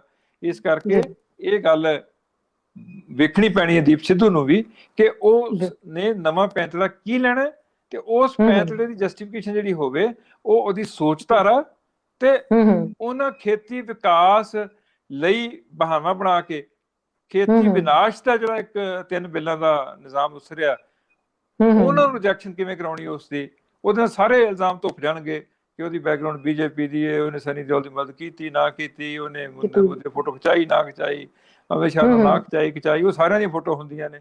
ਸਾਡੇ ਨਾਲ 50 ਭੈਣਿਆਂ ਬੰਦਿਆਂ ਦੀ ਫੋਟੋ ਕਈ ਵਾਰੀ ਖਿੱਚੀਆਂ ਜਾਂਦੀਆਂ, ਚੰਗਿਆਂ ਦੀਆਂ ਖਿੱਚੀਆਂ ਜਾਂਦੀਆਂ ਨੇ। ਇਸ ਕਰਕੇ ਪਬਲਿਕ ਮੈਨ ਜਿਹੜਾ ਹੁੰਦਾ ਉਹਦੇ ਵਾਸਤੇ ਤਸਵੀਰ ਕੋਈ ਵੱਡਾ ਸਬੂਤ ਨਹੀਂ ਹੁੰਦਾ, ਉਹਦਾ ਵਤੀਰਾ, ਵਿਹਾਰ ਤੇ ਕਿਰਦਾਰ ਸਾਬਤ ਕਰਦਾ ਕਿ ਮੈਂ ਅਲਟੀਮੇਟਲੀ ਸੁਸਾਇਟੀ ਵਾਸਤੇ ਕਿੰਨਾ ਕੁ ਫਾਇਦੇਮੰਦ ਹੈ ਜਾਂ ਕਿੰਨਾ ਕੁ ਨੁਕਸਾਨਦੇਹ ਹੈ। ਜੀ ਗੁਰਭਜਨ ਜੀ, ਇਸ ਮੁੱਦੇ ਤੇ ਤੁਸੀਂ ਖੁੱਲ ਕੇ ਆਪਣੇ ਵਿਚਾਰ ਦੱਸ ਦਿੱਤੇ, ਤੇ ਹੁਣ ਨਵਜੋਤ ਸਿੱਧੂ ਦੀ ਗੱਲ ਕਰੀਏ ਤਾਂ 4 ਦਿਨ ਚੁੱਪ ਬਹਿ ਜਾਂਦੇ ਆ, ਫਿਰ ਬਾਹਰ ਆ ਕੇ ਕੁਝ ਬੋਲ ਦਿੰਦੇ ਆ, ਫਿਰ 4 ਦਿਨ ਚੁੱਪ ਬਹਿ ਜਾਂਦੇ, ਫਿਰ ਆ ਕੇ ਕੁਝ ਬੋਲ ਦਿੰਦੇ ਆ। ਤੇ ਹੁਣ ਨਵਜੋਤ ਸਿੰਘ ਸਿੱਧੂ ਨੇ ਕੀ ਬੋਲਿਆ ਭਲਾ? ਉਹ ਸਾਡੇ ਪਿੰਡ ਨਾ ਇੱਕ ਹੁੰਦਾ ਸੀ ਚਾਚਾ, ਸਾਡਾ ਚਾਚਾ ਸ਼ਿੰਗਾਰਾ। ਚਾਚਾ ਸ਼ਿੰਗਾਰਾ ਬਹੁਤਾ ਸਮਾਂ ਤਾਂ ਗਰਮੀਆਂ 'ਚ ਤਰੀਕਾਂ ਥੱਲੇ ਛਾਂ ਮਾਣਦਾ ਸੀ, ਤੇ ਸਿਆਲਾਂ ਦੇ ਵਿੱਚ ਧੁੱਪਾਂ ਮਾਣਦਾ ਸੀ। ਤੇ ਜਿੱਦਣ ਉਹ ਕੰਮ ਕਰਦਾ ਸੀ ਨਾ, ਉਦੋਂ ਸਾਰੇ ਟੱਬਰ ਨੂੰ ਵੱਧ ਇਕੱਲਾ ਹੀ ਕਰ ਜਾਂਦਾ ਸੀ। ਅੱਛਾ ਜੀ। ਸੋ ਮੈਨੂੰ ਇਹ ਲੱਗਦਾ ਵੀ ਇਹ ਜਿਹੜਾ ਸਾਡਾ ਨਵਜੋਤ ਸਿੰਘ ਸਿੱਧੂ ਚਾਚਾ ਸ਼ਿੰਗਾਰਾ ਹੈ, ਇਹ ਜਦੋਂ ਚੱਲ ਜਾਂਦਾ ਡਾਰਮੈਂਸੀ 'ਚ ਜੀ, ਉਦੋਂ ਪਤਾ ਹੀ ਨਹੀਂ ਲੱਗਦਾ ਭਾਈ ਸਾਹਿਬ ਹੈ ਕਿੱਥੇ ਨੇ। ਤੇ ਜਿੱਦਣ ਡਾਂਗ ਲਿਆ ਕੇ ਤੁਰ ਪੈਂਦਾ, ਉਸ ਬਾਅਦ ਪਟਾਕੇ ਹੀ ਸੁਣਦੇ ਨੇ, ਭਾਵੇਂ ਬਰਗਾੜੀ 'ਚ ਪਾਵੇ, ਭਾਵੇਂ ਪਟਿਆਲੇ 'ਚ ਪਾਵੇ, ਚਾਹੇ ਚੰਡੀਗੜ੍ਹ 'ਚ ਪਾਵੇ ਜਾਂ ਅੰਮ੍ਰਿਤਸਰ 'ਚ ਪਾਵੇ। ਗੱਲ ਪਤੇ ਦੀ ਕਰਦਾ, ਕੰਮ ਦੀ ਕਰਦਾ, ਪਰ ਹੈ ਇੱਕ ਪੁਰਖੀ ਕਾਫਲਾ। ਹੁਣ ਇੱਕ ਪੁਰਖੀ ਕਾਫਲਾ ਸਿਆਣਾ ਜਿੰਨਾ ਮਰਜ਼ੀ ਹੋਵੇ, ਜਿੰਨਾ ਚਿਰ ਜਥੇਬੰਦਕ ਨਿਜ਼ਾਮ ਉਹਦੇ ਨਾਲ ਨਹੀਂ ਹੈ, ਉਹਨਾਂ ਚਿਰ ਅਸੀਂ ਇਹ ਨਹੀਂ ਕਹਿ ਸਕਦੇ ਕਿ ਉਹਦਾ ਸੋਸ਼ਲ ਇੰਪੈਕਟ ਕੀ ਬਣੇਗਾ। ਕਿਉਂਕਿ ਜਿਹੜੀ ਪਾਰਟੀ ਦੇ ਵਿੱਚ ਉਹ ਇਸ ਵਕਤ ਰਹਿ ਰਿਹਾ, ਉਸ ਪਾਰਟੀ ਦੇ ਵਿੱਚ ਉਹਨੂੰ ਮੰਜੇ ਤੇ ਕੋਈ ਬਹਿਣ ਨਹੀਂ ਦਿੰਦਾ, ਪੰਜਾਬ 'ਚ ਖਾਸ ਕਰਕੇ। ਪਰ ਜਿੱਦਣ ਬੜਕ ਮਾਰਦਾ ਉਦੋਂ ਸਾਰਾ ਟੱਬਰ ਇਕੱਠੇ ਹੋ ਜਾਂਦੇ ਨੇ ਵੀ ਯਾਰ ਬਾਕੀ ਵੇਖੋ, ਸਾਰੇ ਤੁਰ ਪੈਂਦੇ ਸੀਸਮਾਲ ਨੂੰ, ਫਾਰਮ ਸਾਹਿਬ ਆਪਣੇ ਮੁੱਖ ਮੰਤਰੀ ਦੇ ਫਾਰਮ ਵੱਲ ਨੂੰ, ਸਾਰੀ ਕੈਬਨਿਟ ਤੁਰ ਪੈਂਦੀ ਹੈ, ਸਾਰੇ ਚੇਅਰਮੈਨ ਤੁਰ ਪੈਂਦੇ ਨੇ, ਵੇਖੋ ਜੀ ਅੱਜ ਨਵਜੋਤ ਨੇ ਆਹ ਕਰਤਾ ਜੀ, ਇਹਦਾ ਕੀ ਇੰਪੈਕਟ ਹੋਏਗਾ ਜੀ, ਕੀ ਹੋਏਗਾ ਜੀ, ਕੀ ਹੋਏਗਾ ਜੀ। ਉਹ ਹੁਣ ਉਹਦੀ ਬੜਕ ਦਾ ਇਹ ਹੁੰਦਾ ਵੀ ਉਹਦੇ ਨਾਲ ਇਹ ਵੀ ਇਕੱਠੇ ਜਿਹੇ ਹੋ ਜਾਂਦੇ ਆ, ਪਰ ਉਹ ਚੋਂ ਕੱਢਦੇ ਪਾਉਂਦੇ ਕੀ ਨੇ ਉਹ ਪਤਾ ਕੱਖ ਨਹੀਂ ਲੱਗਦਾ। ਆਖਿਰ ਲੋਕਾਂ ਨੂੰ ਤਾਂ ਇਨਸਾਫ ਚਾਹੀਦਾ, ਗਵਰਨੈਂਸ ਚਾਹੀਦੀ ਹੈ ਨਾ। ਜੀ ਜੀ ਬਿਲਕੁਲ। ਕੌਣ ਕਿੰਨਾ ਬੜਕਦਾ, ਕੌਣ ਕਿੰਨਾ ਕੜਕਦਾ, ਇਹ ਮੀਨਿੰਗਲੈਸ ਗੱਲਾਂ ਨੇ। ਜੀ ਸਵਾਲ ਇਹ ਪੈਦਾ ਹੁੰਦਾ ਹੈ ਕਿ ਨਵਜੋਤ ਸਿੰਘ ਸਿੱਧੂ ਦੀ ਜਿਹੜੀ ਡਾਇਰੈਕਸ਼ਨਲੈਸ ਲੜਾਈ ਹੈ, ਕਦੇ ਤੀਰ ਉਧਰ ਨੂੰ ਚਲਾਤਾ, ਕਦੇ ਉਧਰ ਨੂੰ ਚਲਾਤਾ, ਉਹਦੇ ਵਿੱਚ ਉਹਦਾ ਦਰਦ ਤਾਂ ਸੁੱਚਾ ਹੈ ਜੀ ਕਿ ਭਾਈ ਜੇ ਜਗਦੀਸ਼ ਭੋਲੇ ਨੇ ਕੋਈ ਨਾਂ ਕਿਸੇ ਬੰਦੇ ਦਾ ਲਿਆ ਤੇ ਉਹਨੂੰ ਫੜਿਆ ਤੁਸੀਂ।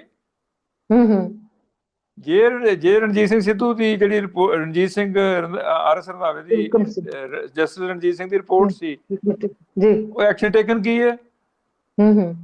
ਜੇ ਹਰਪ੍ਰੀਤ ਸਿੱਧੂ ਦੀ ਨਸ਼ਿਆਂ ਬਾਰੇ ਰਿਪੋਰਟ ਸੀ ਤੇ ਹਰਪ੍ਰੀਤ ਸਿੱਧੂ ਨੂੰ ਕਿੱਧਰ ਨੂੰ ਚਾੜਤਾ ਤੁਸੀਂ, ਉਹਦੀ ਰਿਪੋਰਟ ਦਾ ਕੀ ਬਣਿਆ।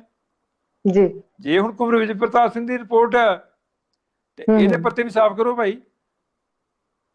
ਲੋਕਾਂ ਨੂੰ ਗੱਲਾਂ ਸਮਝ ਤਾਂ ਆਉਂਦੀਆਂ ਨੇ, ਪਰ ਸਵਾਲ ਇਹ ਆ ਕਿ ਉਹ ਕਹਿੰਦੇ ਨੇ ਸਾਰੀਆਂ ਨੂੰ ਪਤਾ ਹੁੰਦਾ ਮੱਖਣ ਸੌਂਦੀ ਨੂੰਹ ਆ ਕਿ ਸੁਲੱਖਣ ਸੌਂਦੀ ਆ, ਪਰ ਉਹਨਾਂ ਵਿਚਾਰੀ ਨਾਲ ਲੈਣਾ ਨਹੀਂ ਹੁੰਦਾ ਕਿ ਪਿੰਡ ਦੀ ਰੀਤ ਤੇ ਮਰਿਆਦਾ ਨਹੀਂ ਅਲਾਉ ਕਰਦੀ ਉਹਨੂੰ।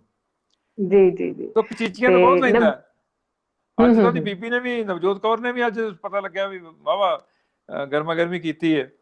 ਪਰ ਕੁੱਲ ਮਿਲਾ ਕੇ ਇਹ ਆ ਨਾ, ਹਾਲ ਉਹੀ ਹੈ ਵੀ ਜੋ ਸੁਖਬੀਰ ਬੋਲਦਾ ਉਹੀ ਬੀਬਾ ਹਰਸਿਮਰਤ ਬੋਲਦੀ ਹੈ, ਜੋ ਨਵਜੋਤ ਸਿੰਘ ਬੋਲਦਾ ਉਹੀ ਨਵਜੋਤ ਕੌਰ ਬੋਲਦੀ ਹੈ, ਜਿਹੜੇ ਰੋਗ ਨਾਲ ਬੱਕਰੀ ਮਰ ਗਈ ਉਹੀ ਰੋਗ ਭਟੋਰੇ ਨੂੰ। ਸੋ ਕੁੱਲ ਬਣਾ ਕੇ ਬੋਲਣ ਦਾ ਮਤਲਬ ਨਹੀਂ, ਮਤਲਬ ਤੇ ਇਸ ਗੱਲ ਦਾ ਕਿ ਉਹਦਾ ਅਸਰ ਕਿੱਥੇ ਕਿੱਥੇ ਕਿੰਨਾ ਕਿੰਨਾ ਪੈਂਦਾ। ਲੋਕਾਂ ਨੂੰ ਗਵਾਹੀ ਕੌਣ ਦੇਗਾ? ਲੋਕਾਂ ਨੂੰ ਹੈਲਥ ਸਿਸਟਮ ਕੌਣ ਪ੍ਰੋਵਾਈਡ ਕਰੇਗਾ? ਲੋਕਾਂ ਨੂੰ ਐਜੂਕੇਸ਼ਨ ਦੇ ਇੰਸਟੀਟਿਊਸ਼ਨਲ ਢਾਂਚਾ ਕੌਣ ਦੇਗਾ? ਲੋਕਾਂ ਨੂੰ ਕਾਗਜ਼ੀ ਵਿਕਾਸ ਤੋਂ ਨਿਜਾਤ ਕੌਣ ਦਵਾਏਗਾ? ਲੋਕਾਂ ਨੂੰ ਮਲਟੀਨੈਸ਼ਨਲ ਕੰਪਨੀਆਂ ਦੇ ਡਿਜ਼ਾਈਨ ਵਾਲਾ ਵਿਕਾਸ ਨਹੀਂ ਚਾਹੀਦਾ। ਲੋਕਾਂ ਨੂੰ ਆਪਣੇ ਗਲੀ ਮੁਹੱਲੇ ਦਾ, ਪੇਂਡੂ ਪੱਧਰ ਦਾ, ਹੱਥਾਂ ਨੂੰ ਕਿਰਤ ਕਰਨ ਦਾ, ਪੈਲੀਆਂ ਦੀ ਲਾਲੀ ਤੇ ਹਰਿਆਲੀ ਦਾ, ਡੌਲਿਆਂ ਦੀਆਂ ਮੱਛੀਆਂ ਦੇ ਤਰਨ ਵਾਸਤੇ ਤਲਾਅ ਚਾਹੀਦੇ ਨੇ। ਲੋਕਾਂ ਨੂੰ ਸਕਾਈ ਸਕ੍ਰਾਈਸਕੇਪਰਸ, ਮਲਟੀ ਲੇਅਰਡ ਲੇਨਸ ਵਾਲੇ ਹਾਈਵੇ, ਇਹ ਫੋਟੋ 'ਚ ਬੜੇ ਸੋਹਣੇ ਲੱਗਦੇ ਆ, ਪਰ ਇਹਦਾ ਪੰਜਾਬ ਦੇ ਆਮ ਬੰਦੇ ਨੂੰ ਕੋਈ ਫਾਇਦਾ ਨਹੀਂ। ਪਹਿਲਾਂ ਦੱਸਿਆ ਸੀ ਵੀ ਕਿੰਨੀਆਂ ਬੀਬੀਆਂ ਦੇ ਪੇਕੇ ਦੂਰ ਕਰਦੇ ਨੇ। ਜਿੱਥੋਂ ਦੀ ਇੱਕ ਵਾਰੀ ਲੰਘ ਜਾਂਦਾ ਸਰਾਲਾਂ ਵਾਂਗੂ, ਉੱਥੇ ਵਿਕਾਸ ਫੋਟੋ 'ਚ ਬੜਾ ਸੋਹਣਾ ਆਉਂਦਾ, ਪਰ ਸੱਚ ਵੀ ਕਾਮਨ ਮੈਨ ਨੂੰ ਉਹਦੇ ਤਬਾਹੀ ਦਿਸਦੀ ਹੈ। ਈਵਨ ਤੁਹਾਡਾ ਜਿਹੜਾ ਹੈਗਾ ਆਪਣਾ ਬਨਸਪਤਕ, ਜਿਹੜਾ ਤੁਹਾਡਾ ਬੋਟੈਨੀਕਲ ਵੈਲਥ ਜਿਹੜੀ ਹੈ, ਉਹ ਤਬਾਹ ਹੋ ਜਾਂਦੀ ਹੈ। ਕਿੰਨੀਆਂ ਪੁਰਾਣੀਆਂ ਟਾਹਲੀਆਂ, ਕਿੰਨੇ ਪੁਰਾਣੇ ਦਰਖਤ ਸੜਕਾਂ ਕੰਢੇ ਵਾਲੇ ਜਿਹੜੇ ਸੀ, ਤਹਿਸ ਨਹਿਸ ਕਰਦੇ, ਕੁਹਾੜਾ ਦਰ ਕੁਹਾੜਾ, ਆਰੀ ਦਰ ਆਰੀ ਫੇਰ ਫੇਰ ਕੇ ਅਸੀਂ ਮਤਲਬ ਤਾਂਡਵ ਨਾਚ ਨੱਚ ਰਹੇ ਹਾਂ ਅਸੀਂ ਵਿਕਾਸ ਦੇ ਨਾਂ ਤੇ। ਜੀ ਜੀ ਗੁਰਭਜਨ ਜੀ, ਗੱਲਾਂ ਤਾਂ ਤੁਸੀਂ ਬਿਲਕੁਲ ਸੱਚੀਆਂ ਕਰ ਰਹੇ ਹੋ, ਪਰ ਇਸ ਵੇਲੇ ਜਿਹੜਾ ਸਮਾਂ ਹੈ ਨਾ, ਇਹ ਸੈਗਮੈਂਟ ਦਾ ਖਤਮ ਹੋ ਗਿਆ। ਸਮਾਂ ਵੀ ਸੱਚ ਹੈ। ਹਾਂ ਬਿਲਕੁਲ, ਉਹ ਤਾਂ ਪਹਿਲੇ ਨੰਬਰ ਤੇ ਆਉਂਦਾ ਹੈ। ਤੇ ਮਿਸ਼ਨ 2022 ਦੀ ਗੱਲ ਕਰਨੀ ਹੈ ਆਪਾਂ ਹੁਣ ਤੁਹਾਡੇ ਨਾਲ। ਬ੍ਰਹਮਪੁਰਾ ਤੇ ਢੀਂਡਸਾ ਸਾਹਿਬ ਦੀ ਜੋੜੀ ਬਣ ਰਹੀ ਹੈ ਕਿ ਹਾਲੇ ਕੱਚਾ ਪੱਕਾ ਹੀ ਹੈ ਕੰਮ? ਵੇਖੋ, ਅੱਜ ਉਹਨਾਂ ਦੀ ਬੇਟੇ ਮੀਟਿੰਗ ਦਾ ਤਾਂ ਮੈਂ ਵੀ ਪਤਾ ਲੱਗਿਆ ਸੀ, ਕਹਿੰਦੇ ਲੱਡੂ ਖਾ ਕੇ ਚੁਬਾਰੇ ਵਿੱਚੋਂ ਨਿਕਲੀ ਤੇ ਮੱਖੀਆਂ ਨੇ ਪੈੜ ਕੱਢ ਲਈ। ਅਜੇ ਅੰਦਰੋਂ ਕੀ ਪੱਕਿਆ, ਬਾਹਰ ਕੀ ਆਇਆ, ਅਜੇ ਉਹਦੇ ਬਾਰੇ ਕੱਖ ਨਹੀਂ ਕਹਿ ਸਕਦੇ। ਪਰ ਜੇ ਕੁਛ ਵੀ ਆਇਆ ਤਾਂ ਉਹ ਨਿਕਲਣਾ ਉਵੇਂ ਜਿਵੇਂ ਫਾਲਸ ਪ੍ਰੈਗਨੈਂਸੀ ਹੁੰਦੀ ਹੈ। ਨਿਕਲਣਾ ਨੁਕਲਣਾ ਕੱਖ ਨਹੀਂ, ਕਿਉਂਕਿ ਜਥੇਬੰਦਕ ਨਿਜ਼ਾਮ ਦੇ ਵਿੱਚ ਲੋਕਾਂ ਦੇ ਇਸ਼ੂਜ਼ ਜਿਹੜੇ ਨੇ ਖਾਸ ਕਰਕੇ ਉਹ ਐਡਰੈਸ ਕਰਨ ਵਾਲੀਆਂ ਲੋਕਾਂ ਦੀਆਂ ਜਿਹੜੀਆਂ ਮਾਨਤਾਵਾਂ ਨੇ, ਉਹਦੇ ਹਾਣ ਦੀ ਲੀਡਰਸ਼ਿਪ ਪ੍ਰੋਵਾਈਡ ਕਰਨ ਦੇ ਵਿੱਚ ਨਾਕਾਬਜ਼ ਰਹੇ ਆ ਦੋਵੇਂ ਗਰੁੱਪ।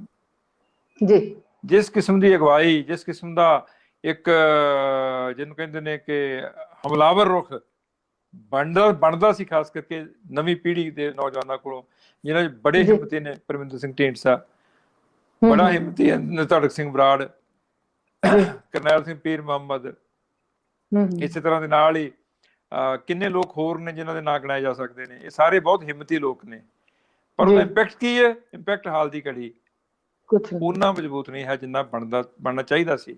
ਬਾਕੀ ਜਿਹੜੀਆਂ ਫੌਜਾਂ ਲੈ ਕੇ ਆਏ ਸੀ ਬ੍ਰਹਮਪੁਰਾ ਸਾਹਿਬ, ਉਹਨਾਂ 'ਚੋਂ ਬੰਦੇ ਭਗੌੜੇ ਹੋ ਗਏ। ਇੱਕ ਨੂੰ ਤਾਂ ਟਿਕਟ ਵੀ ਦੇ ਦਿੱਤੀ ਸੁਖਬੀਰ ਸਿੰਘ ਬਾਦਲ ਨੇ ਅਜਨਾਲੇ ਜਾ ਕੇ। ਸੋ ਇਸ ਕਰਕੇ ਉਹਦਾ ਇਕੱਲਾ ਇੰਜਣ ਹੀ ਰਹਿ ਗਿਆ, ਤੇਜਾ ਸਿੰਘ ਇਕੱਲਾ ਰਹਿ ਗਿਆ, ਮਗਰਲੇ ਪਾਸੇ ਡੱਬੇ ਸਾਰੇ ਲੈ ਗਏ। ਇਸ ਕਰਕੇ ਉਹਦਾ ਇੰਪੈਕਟ ਵੀ ਤਾਂ ਪੁੱਤਰ ਹੋ ਜਾਏ। ਹੁਣ ਆਸਾਂ ਉਮੀਦਾਂ ਸਾਰਿਆਂ ਨੂੰ ਹੀ 2022 ਦੀਆਂ ਨਵਜੋਤ ਸਿੰਘ ਸਿੱਧੂ ਦੇ ਉੱਤੇ ਟੇਕਾਂ ਰੱਖੀਆਂ ਨੇ। ਹੁਣ ਜਿਹੜਾ ਬੰਦਾ ਬਰਾਤ ਹੀ ਨਹੀਂ ਚੜਿਆ, ਜਿਹਨੇ ਸਿਹਰੇ ਨਹੀਂ ਬੰਨੇ, ਕਿਹੜੇ ਪਿੰਡ ਵਿਆਹੁਣ ਜਾਣ ਨੂੰ, ਜਿਹਨੂੰ ਇਹ ਨਹੀਂ ਪਤਾ ਕਿ ਉਹਨੂੰ ਕੁੜੀ ਕੌਣ ਦੇ ਦੇਗਾ। ਆਮ ਆਦਮੀ ਪਾਰਟੀ ਵੀ ਪੱਠੇ ਪਾਈ ਜਾਂਦੀ ਹੈ ਕੁਤਰ ਕੇ ਅੱਗੇ ਕਿ ਨਵਜੋਤ ਸਿੰਘ ਜੀ ਆ ਜਾਓ, ਅਸੀਂ ਤੁਹਾਡੇ ਤੇ ਕੋਈ ਇਤਰਾਜ਼ ਨਹੀਂ, ਸਾਨੂੰ ਕੋਈ ਇਤਰਾਜ਼ ਤਾਂ ਨਵਜੋਤ ਸਿੰਘ ਨੂੰ ਹੈ, ਤੁਹਾਨੂੰ ਥੋੜਾ। ਤੁਸੀਂ ਜੇ ਉਹਨੂੰ ਪਹਿਲਾਂ ਹੀ ਜਦੋਂ ਗਿਆ ਸੀ ਤੁਹਾਡੇ ਕੋਲ, ਜੇ ਤੁਸੀਂ ਉਹਦੇ ਪੱਠੇ ਪਾਏ ਹੁੰਦੇ ਤੇ ਤੁਹਾਡਾ ਸ਼ਾਇਦ ਸੀਟਸ ਵੱਧ ਆ ਜਾਂਦੀਆਂ, ਸ਼ਾਇਦ ਤੁਹਾਡਾ ਸਰਕਾਰ ਦੇ ਨੇੜੇ ਤੇੜੇ ਵੀ ਗੱਲ ਪਹੁੰਚ ਜਾਂਦੀ। ਪਰ ਜੇ ਤੁਸੀਂ ਨਹੀਂ ਗੌਲਿਆ ਉਦੋਂ, ਤੇ ਹੁਣ ਉਹ ਤਾਂ ਭੁਗਤੋ। ਇਸੇ ਤਰ੍ਹਾਂ ਹੀ ਹੁਣ ਸਾਡੀਆਂ ਨਵੀਆਂ ਸਾਫਬੰਦੀ ਵਾਲੀਆਂ ਜਿਹੜੀਆਂ ਧਿਰਾਂ ਨੇ, ਉਹ ਇਕੱਠੀਆਂ ਸਾਰੀਆਂ ਵੀ ਹੋ ਜਾਣ, ਸਾਰੇ ਘਰ ਦਾ ਭਾਰ ਵੀ ਇਕੱਠਾ ਕਰ ਲਈਏ ਤੇ ਉਹ ਰੁਪਈਆ ਨਹੀਂ ਬਣਦਾ। ਉਹ ਦਵਾਨੀਆਂ ਚਵਾਨੀਆਂ ਰਲਾ ਰਲੂ ਕੇ ਰੁਪਈਆ ਨਹੀਂ ਬਣਦਾ। ਲੈਫਟ ਖਿਲਰਿਆ ਪਿਆ, CPI CPM ਨਕਸਲਵਾੜੀ ਗਰੁੱਪ, ਉਹ ਸਾਰੇ ਰਲ ਵੀ ਜਾਣ ਤਾਂ ਮੂੰਹ ਹੀ ਉਹਨਾਂ ਦਾ ਚੰਡੀਗੜ੍ਹ ਦੇ ਘਰਾਂ ਨੂੰ ਇੱਕ ਵਾਰ ਪਿੱਠੇ ਜੁੜਦੀਆਂ, ਮੂੰਹ ਤਾਂ ਕਿਸੇ ਦੇ ਘਰ ਦਾ ਵੱਲ ਹੈ ਹੀ ਨਹੀਂ, ਕਿਸੇ ਦੇ ਘਰ ਦਾ। ਜੀ, ਤੇ ਗੁਰਭਜਨ ਜੀ, ਇੱਥੇ ਚਰਚਾ ਸੀ ਕਿ ਸ਼੍ਰੋਮਣੀ ਅਕਾਲੀ ਦਲ ਜਿਹੜਾ ਹੈ ਉਹ ਬਸਪਾ ਨਾਲ ਗੱਠਜੋੜ ਕਰਨ ਦੀ ਚਰਚਾ ਹੈ। ਚਰਚਾ ਕਿਉਂ ਆ? ਚਰਚਾ ਕਿਉਂ ਆ ਬੇਟੇ? ਉਹ ਤਾਂ ਸੱਚ ਹੈ। ਉਹ ਤਾਂ ਕਹਿ ਦਿੱਤਾ ਵੀ ਸਾਡਾ ਡਿਪਟੀ ਚੀਫ ਮਿਨਿਸਟਰ ਹੋਏਗਾ। ਬਹੁਜਨ ਸਮਾਜ ਪਾਰਟੀ, ਉਹ ਕਹਿੰਦੇ ਨਾ, ਉਹ ਇੱਕ ਗੀਤ ਹੁੰਦਾ ਸੀ ਬੜਾ ਪੁਰਾਣਾ, ਸਵਰਨਲਤਾ ਦਾ ਗਾਇਆ ਹੋਇਆ, ਵੇ ਕਰਤਾਰ ਸਿੰਘ ਆ, ਵੇ ਅਵਤਾਰ ਸਿੰਘ ਆ, ਮੈਂ ਜਾਣਾ ਮੇਲੇ ਮੱਸਿਆ ਦੇ, ਭਾਵੇਂ ਤੂੰ ਲੈ ਜਾ ਤੇ ਭਾਵੇਂ ਤੂੰ ਲੈ ਜਾ। ਮੱਸਿਆ ਮੈਨੂੰ ਉਹੀ ਲਿਜਾਏਗਾ 15 ਰੁਪਏ ਜਿਹੜਾ ਪੂਰੇ ਖਰਚਾਏਗਾ। ਸੋ ਭਾਈ ਬਹੁਜਨ ਸਮਾਜ ਪਾਰਟੀ ਦਾ ਇਸ ਵੇਲੇ ਪਤਾ ਨਹੀਂ ਕਰਤਾਰ ਸਿੰਘ ਨਾਲ ਜਾਂਦੀ ਹੈ ਕਿ ਅਵਤਾਰ ਸਿੰਘ ਨਾਲ ਜਾਂਦੀ ਹੈ, ਉਹਦੇ ਨਾਲ ਆਮ ਆਦਮੀ ਪਾਰਟੀ ਵੀ ਜੋੜ ਜੁੜਾਵਾ ਕਰਨ ਦਾ ਇੱਕ ਦਾਅਵਾ ਕਰ ਰਹੀ ਹੈ। ਉਹਦੇ ਨਾਲ ਢੀਂਡਸਾ ਪਰਿਵਾਰ ਵੀ ਜੁੜਿਆ ਹੋਇਆ, ਤੇ ਹੁਣ ਇਹ ਪਤਾ ਵੀ ਸਾਡੀ ਬਹਿਨ ਜੀ ਕਿੱਧਰ ਨੂੰ ਆਪਣਾ ਸੁੱਟਦੇ ਨੇ ਪੱਲਾ। ਸੋ ਕੁੱਲ ਮਿਲਾ ਕੇ ਜੇ ਸ਼੍ਰੋਮਣੀ ਅਕਾਲੀ ਦਲ ਨੂੰ ਭਾਰਤੀ ਜਨਤਾ ਪਾਰਟੀ ਖਹਿੜਾ ਛਡਾਉਣ ਤੋਂ ਬਾਅਦ ਚ ਬਹੁਜਨ ਸਮਾਜ ਪਾਰਟੀ ਸਾਥ ਮਿਲਦਾ ਤਾਂ ਇੱਕ ਵੱਡੀ ਤਾਕਤ ਦੇ ਰੂਪ ਚ ਉੱਭਰ ਸਕਦੇ ਆ ਜੀ। ਮਤ ਸੋਚੀਏ ਕਿ ਬਹੁਜਨ ਸਮਾਜ ਪਾਰਟੀ ਦੀ ਜਿਹੜੀ ਆਧਾਰ ਭੂਮੀ ਹੈ ਉਹ ਮਜ਼ਬੂਤ ਹੈ, ਬਹੁਤ ਮਜ਼ਬੂਤ ਹੈ, ਕਿਉਂਕਿ ਪਾਰਲੀਮੈਂਟ ਜਿਹੜੀ ਹੋਈ ਹੈ ਪਿਛਲੇ ਸਾਲ, ਉਹਦੇ ਵਿੱਚ ਹੀ ਬਲਵਿੰਦਰ ਕੁਮਾਰ ਨੇ ਜਲੰਧਰ ਸੀਟ ਤੋਂ 2 ਲੱਖ ਤੋਂ ਉੱਤੇ ਵੋਟਾਂ ਲਈਆਂ ਇਕੱਲੇ ਬੰਦੇ ਨੇ, ਜਦ ਕਿ ਨੌਜਵਾਨ ਮੁੰਡਾ ਅਜੇ ਕੋਈ ਲੰਮੀ ਚੌੜੀ ਉਮਰ ਵੀ ਨਹੀਂ, ਅਜੇ 35-36 ਸਾਲ ਦਾ ਸਾਰਾ ਮੁੰਡਾ ਅਜੇ, ਔਰ ਕੋਈ ਉਹਦੀ ਪੋਲੀਟੀਕਲ ਬੈਕਗਰਾਉਂਡ ਨਹੀਂ ਜੀ। ਸੋ ਜੇ ਮੈਂ ਆਖਾਂ ਇਹ ਗੱਲ ਕਿ ਬਹੁਜਨ ਸਮਾਜ ਪਾਰਟੀ ਦਾ ਜਿਹੜਾ ਨਿਜ਼ਾਮ ਹੈ ਜੇ ਉਹ ਤੁਰਦਾ ਸ਼੍ਰੋਮਣੀ ਅਕਾਲੀ ਦਲ ਨਾਲ, ਤੇ ਅਜੇ ਵੀ ਸ਼੍ਰੋਮਣੀ ਅਕਾਲੀ ਦਲ ਦੀਆਂ ਜੜ੍ਹਾਂ ਨਹੀਂ ਪੁੱਟੀਆਂ ਗਈਆਂ ਜੀ। ਜੇ ਕਿਸੇ ਨੂੰ ਭੁਲੇਖਾ ਹੋਵੇ ਉਹਨੂੰ ਮਨ ਤੋਂ ਕੱਢ ਦੇਣਾ ਚਾਹੀਦਾ। ਅਜੇ ਵੀ ਜੜ੍ਹਾਂ ਉਨੀਆਂ ਮਜ਼ਬੂਤ ਨੇ ਜਿਵੇਂ ਕਾਂਗਰਸ ਦਾ ਕਾਡਰ ਨਹੀਂ ਟੁੱਟਦਾ, ਮੁੜ ਕਰਕੇ ਫਿਰ ਇਕੱਠੇ ਹੋ ਜਾਂਦੇ ਨੇ, ਉਹ ਪਤਾ ਨਹੀਂ ਲੱਗਦਾ ਝੱਗੀਆਂ ਵਾਲੇ ਕਿੱਥੋਂ ਆ ਜਾਂਦੇ ਨੇ ਇਲੈਕਸ਼ਨ ਦੇ ਨੇੜੇ ਜਾ ਕੇ। ਉਹ ਵੱਖਰਾ ਹੀ ਇੱਕ ਉਹਨਾਂ ਦਾ ਨਿਜ਼ਾਮ ਹੈ। ਇਸ ਤਰ੍ਹਾਂ ਹੀ ਸ਼੍ਰੋਮਣੀ ਅਕਾਲੀ ਦਲ ਦੇ ਜਿਹੜੇ ਮੋਢੇ ਤੇ ਪਰਨਾ ਧਰ ਕੇ ਆਉਣ ਵਾਲੇ ਜਥੇਦਾਰ ਪੁਰਾਣੇ ਅਜੇ ਵੀ ਪਿੰਡਾਂ 'ਚ ਵਿਰਲੇ ਵਾਂਝੇ ਮਿਲ ਜਾਂਦੇ। ਗੱਲ ਵੱਖਰੀ ਵੀ ਨਵੇਂ ਜਿਹੜੇ ਨਿਜ਼ਾਮ ਵਾਲੇ ਨੇ, ਮਹਿੰਗੀਆਂ ਰੇਬਾਂ ਦੀਆਂ ਐਨਕਾਂ ਵਾਲੇ ਤੇ ਲੋਟੋ ਦੇ ਬੂਟਾਂ ਵਾਲੇ, ਉਹਨਾਂ ਨੂੰ ਨਹੀਂ ਪਸੰਦ ਬਹੁਤਾ ਕਰਦੇ ਨੇ, ਬਦਬੂ ਵੀ ਆਉਂਦੀ ਜਥੇਦਾਰਾਂ ਤੋਂ, ਪਰ ਉਦੋਂ ਬਾਪੂ ਜੀ ਉਹਨਾਂ ਨੂੰ ਹੀ ਕਰਦੇ ਨੇ ਜਦੋਂ ਮਤਲਬ ਜਥੇਦਾਰ ਆ ਜਾਂਦੇ ਨੇ, ਤਾਂ ਜਿਤਾਉਂਦੇ ਵੀ ਉਹੀ ਨੇ। ਆ ਜਿਹੜੇ 5 ਸਟਾਰ ਹੋਟਲਾਂ ਦੇ ਵਿੱਚ ਮਹਿੰਗੇ ਲੰਚ ਡਿਨਰ ਕਰਨ ਵਾਲੇ ਨੇ, ਜਾਂ ਜਿਹੜੇ ਪ੍ਰੈਸ ਕਾਨਫਰੰਸ ਦੇ ਵਿੱਚ ਮਹਿੰਗੇ ਗਿਫਟ ਵੰਡ ਕੇ ਮੀਡੀਆ ਕੋਈ ਚੰਗਾ ਕਹਾਉਣ ਵਾਲੇ ਲੋਕ ਨੇ ਨਾ, ਉਹ ਨਹੀਂ ਦੱਸਦੇ ਉੱਥੇ ਕਿਤੇ ਉਦੋਂ।